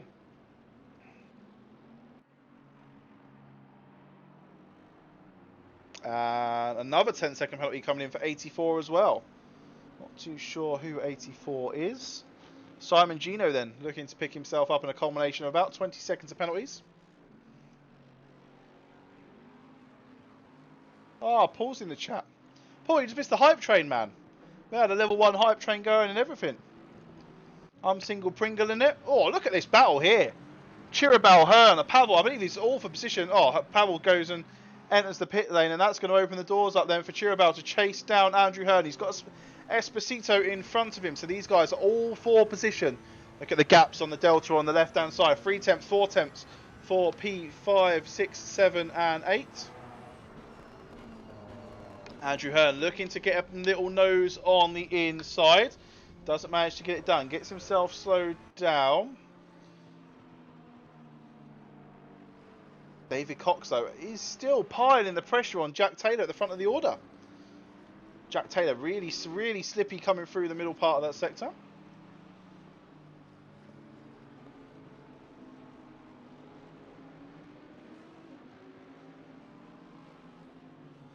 Drivers now getting their penalties. Jose Martin's got a 5-second penalties in the pits to clear it.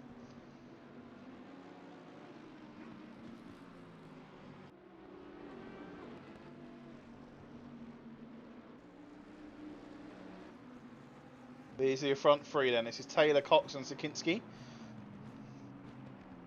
Taylor's got about a 5-car buffer to the next car in his split, which is Chirabal down in P7.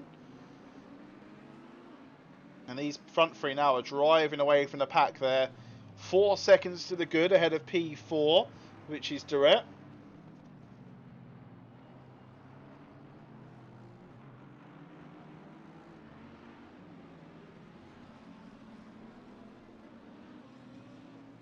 Chirabal, Hearn, Esposito all still battling for position. They're going to go like this for some laps until one of them pits. Looks like Andrew Hearn had a bit of a slip there coming through the exit of the final chicane. Cox into the pits then. Let's see what he can get done in the pit lane.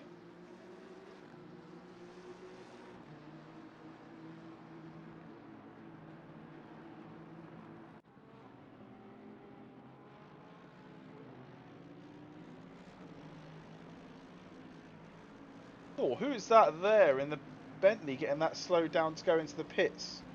Is it a Bentley? It may have been Mbamba Washe getting a real big slowdown.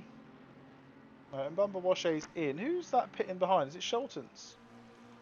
May have been Schultens actually. Having a real big slowdown going into... What's the better camera angle? This one maybe? Maybe not. Slowing it right down to try and get into the pits, and that's caused Nemeth to slow right up as well. No contact made though, but I'd been interested to see the steward's verdict on that one. And we're stuck in replay view for another 30 seconds. Beneri now chasing down the back of 505, which is Connell Daly. Chat, we're going to get a biscuit update from the wife. Gemma, how are my biscuits? Got a thumbs up in reply. Good to see that someone's enjoying them.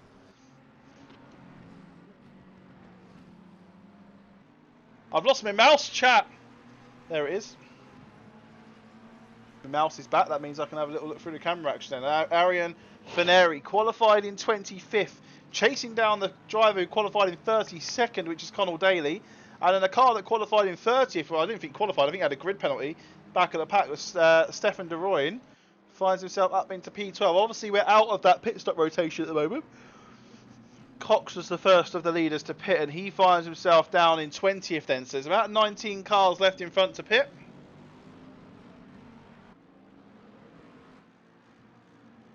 Faneri dives in then instead of trying to get the overtake done on Daly. Everyone's starting to thin out a little bit now. We've still got the battle at the top between Sakinski and Taylor. That's thinned up a little bit with the involvement of some of these guys that are coming out of the pit.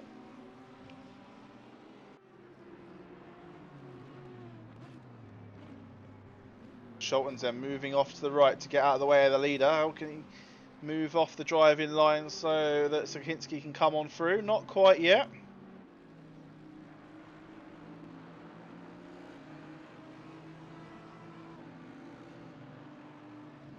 Scholten slamming on the honkers to get out of the way.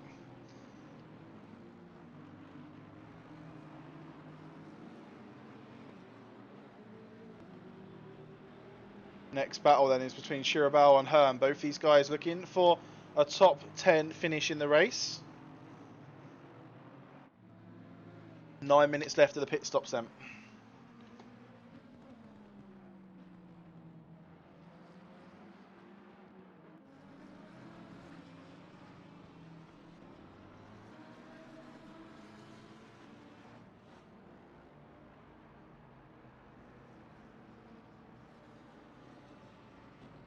Jack Taylor's in from the lead then, so that's going to open the door to Sakinski.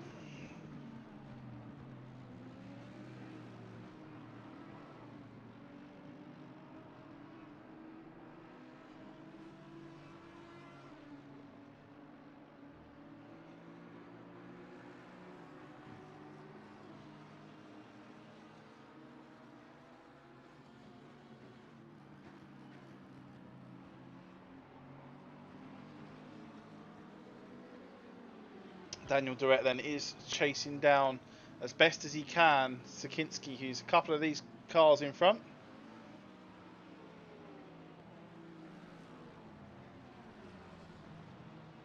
Car number 67 getting a 5-second penalty for a potential dive bomb.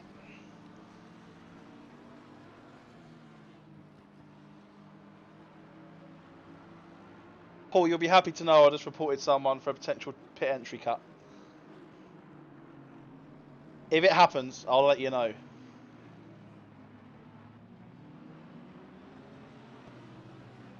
Oh, it looks like it might have. It looks like it might have, chat.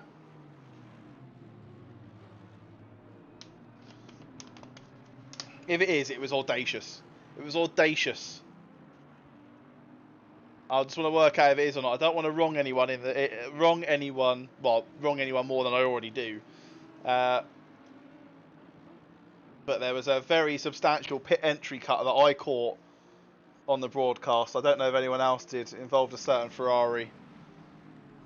Not the one I've just clicked on. That's a weird coincidence. He's not pitted yet, so it couldn't be them.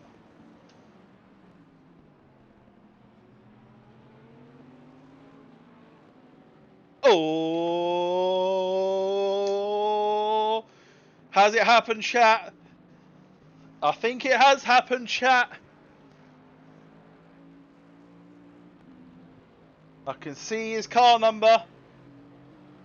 Yeah, it has happened. Car 52 then.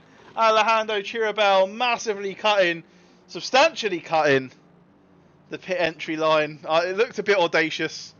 Going to pick himself up a 10-second penalty for cutting the pit entry. Rules are the rules, guys. You've got to read them. You've got to read them. You've got to follow them. 712 then, yellow flagged into turn 2. Who is 712? Oh, that's Lucas Nemeth. He was All the way up there. Laszlo Nemeth, sorry to say it was Lucas. I'm not too sure it wasn't, but what has happened there? Let's go back 30 seconds and see what we can find. Nice and smooth, tucked in behind Connell Daly. Goes into turn 1. Catches just a weird bit of oversteer. And then... Tell me he spins it. What's happened there? Oh no, he didn't spin it. See, you could do so well in race number 1, Rob, but if you cut the pit line while the head honcho's watching, you're going to get served.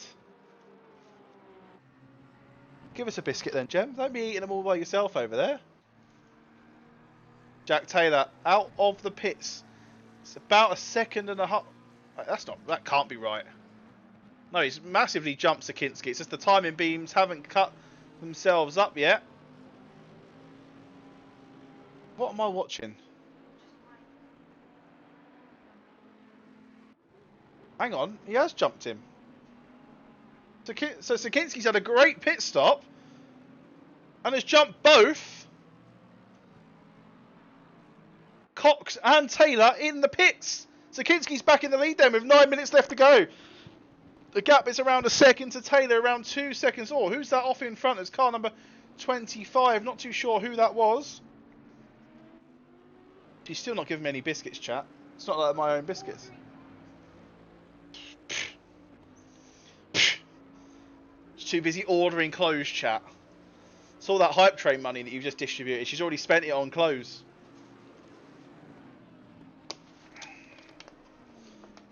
The biscuit's on its way. We've got a biscuit, chat. That'll do. I'll have some more after the race. 9 minutes left to go then, chat. Sakinski's in the lead after the pit stops. And a great pit stop. Steve Hughes would be proud of Fabio Sakinski right now.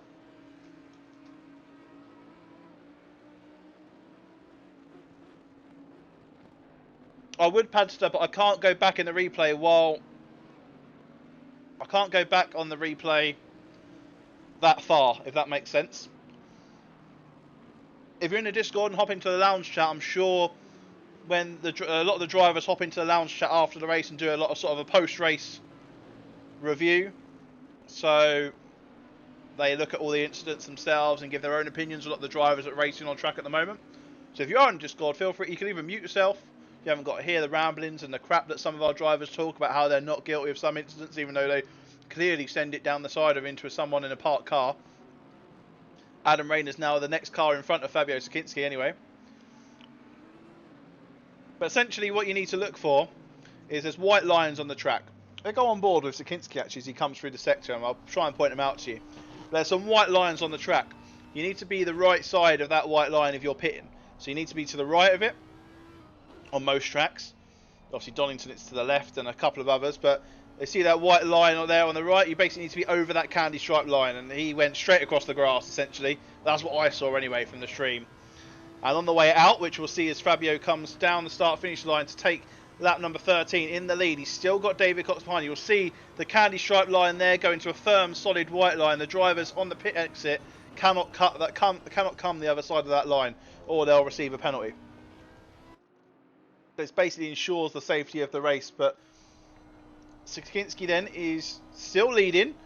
Jack Taylor's got a bit between his teeth. We saw him grab about 4 or 5 seconds at the end of race 1. Adam Rayner very nicely moves out the way there, going through turn 3. Jack Taylor looking to get later and later on that with that left foot on the brake.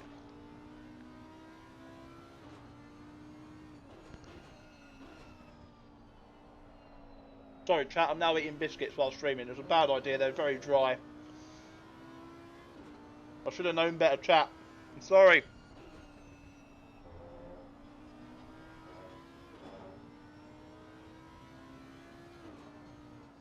From this view, the graphics that we have on look amazing. Like the motion blur, the quality. It was a chocolate digestive. The McVitie's chocolate digestive is what we're eating. Oh, Jack Taylor grabs the sausage. Pretty sure he grabbed that sausage on race 1. It's weird to see that Cox didn't grab his sausage.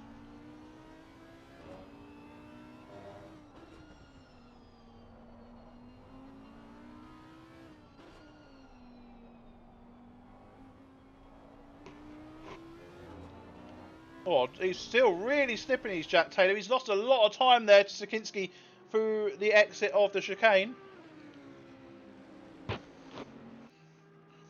And now he's having to defend from David Cox. And let's go on board and have a little look at David Cox. Last of the two cars to pit, Daniel Durrett and Connell Daly, both in the pits now. Let's have a little look at the onboard of David Cox now. He's trying to get the bit between his teeth to get P2 off of Jack Taylor.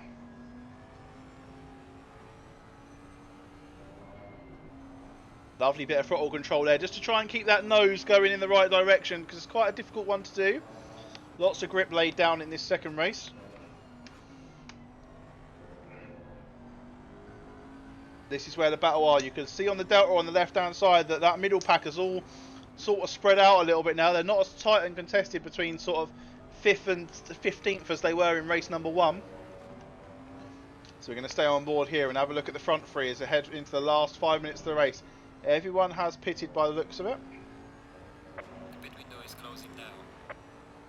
There is a nice battle there towards the back. I'm having a look at what car numbers they are as they thin out through the chicane. Maybe we can have a little jump on board with them before you guys all get your pitchforks out and say we never look at the back of the order. Where is car number 86? That is Eric Hodge. Oh, they're 4 wide, chat. They're 3 wide. This is all for position. This is McKenna, Walker, Hodge, Nemeth. Nemeth looking to lose out on quite a few positions here. He's lost one to McKenna. He's lost one to Walker.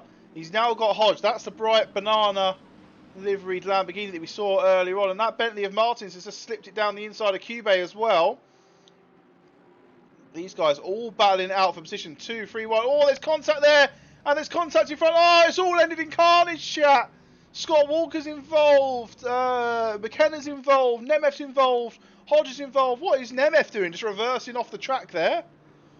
Who said they're still alive and then they all die? That is more than any curse of the commentators ever. So we've got McKenna. Let's look at the GTR in front. We've got McKenna. I'm trying to find him on chat. We've got McKenna. Oh, goes across the AMG, causing the AMG to spin. Then Hodge kicks it out into the Lamborghini. And Nemeth spins himself on the grass around the outside. Oh, chat. That was great fun though. Love that. Don't ever say I don't look at the back of the racing. I do. When it's as hot as that is. Back to the front then. And now Jack Taylor doesn't want to get any sort of slip in those tyres. He's coming through the final sector.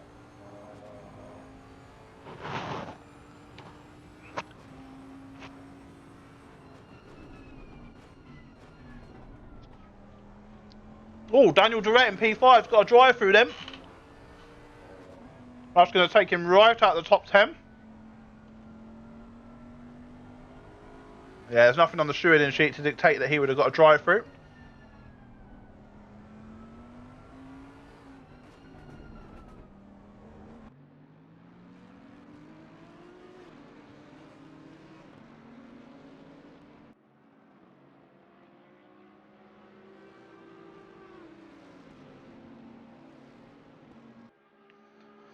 So yeah, I'm not going to make any fun of people getting track limit penalties, because if you've not seen like a summer shower, then you're going to see one tomorrow in the gold split. We're going to have an ambient of around 31 degrees Celsius, and there is rain programmed into the server, so we could have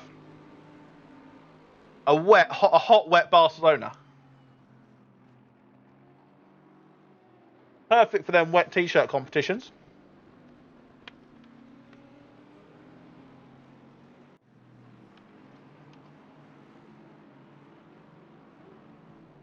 I promise you, Cramp, you will have one dry race this season, at least. I can give them sort of levels of assurances.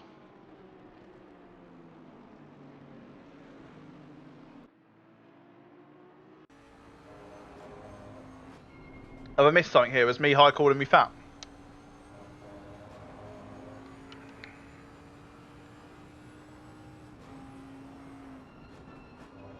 Jack Taylor then still trying to grab onto the back of Sakinski. He's probably still a little bit angry from being jumped in the pit lane.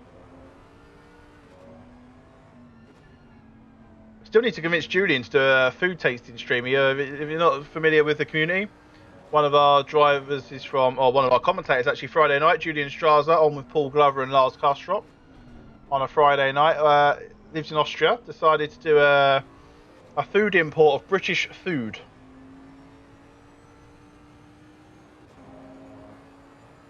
And it all turned up recently, and he's been giving us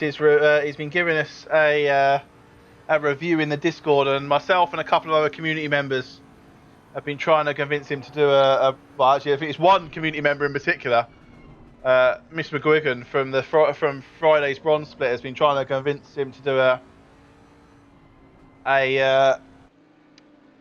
food eating reviewing stream.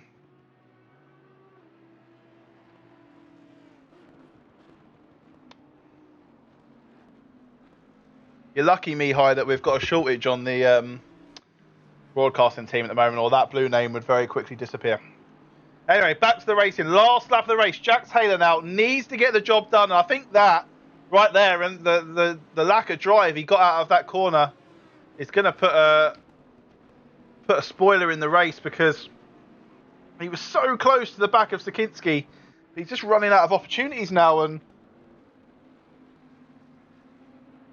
there's just not a lot left to go. That Bollard's seen better days. But unless Sakinski, it's all in Sakinski's hands now.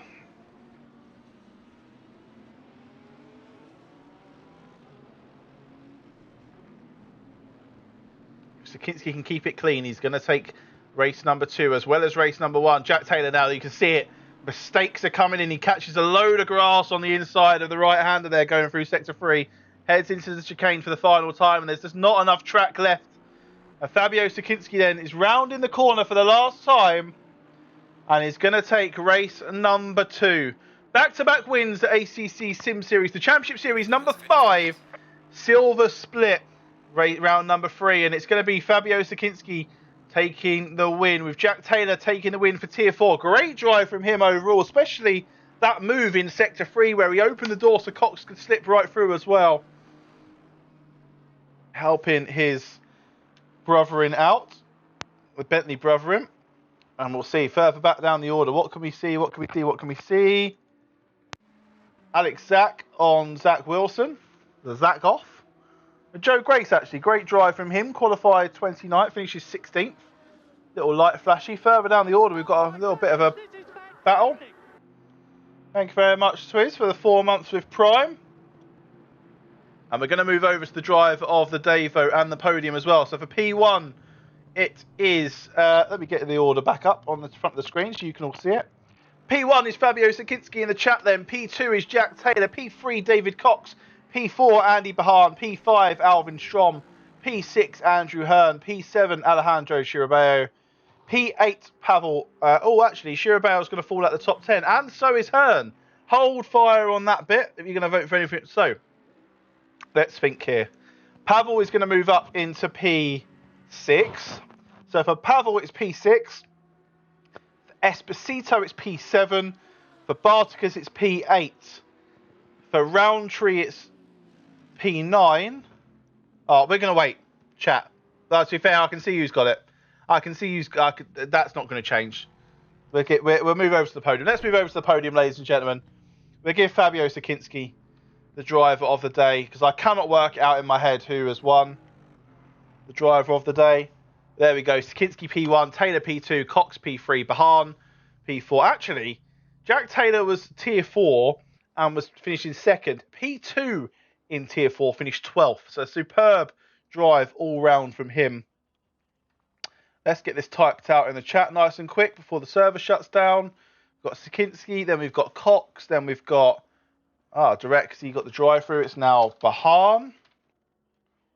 And then we've got Taylor, Chirabal, and Dahl. Same podium then as in race number 1 for the AM split. And then Fabio Sakinski, either way, has picked himself up driver of the day then for race. I didn't put a cap. Come on, guys.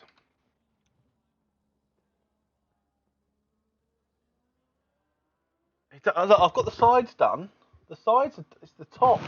I wouldn't let her touch the top with the scissors. I want the barber to do it in a couple of weeks. Don't need an iron, man. The belly irons it out. Yeah, I wouldn't let her touch the top. The sides, she's done an alright job at the sides as well, I think. See greys, a lot of greys. But anyway, guys, thank you very much then for joining us for the ACC Sim Series Silver Split. This has been round 3 from Barcelona. We're back next week for round 4 at Mazzano. Mazzano's getting a sneak in. We haven't seen Mazzano since season 1, I believe. So it's good to see that track back in the calendar. And then we'll be heading to Imola for round number 5 for our 1 hour final finale, double points finale. You can catch tomorrow with Gareth Ronda and Mihai for the gold split action at a wet, hot Barcelona. And I will be back with you next week. Same time, same place. Twitch.tv/ACCSimSeries.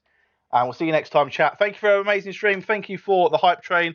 Thank you to all those that have subbed and followed this evening. It's really, really appreciated. And really enjoyed it. Thank you very much. See you later.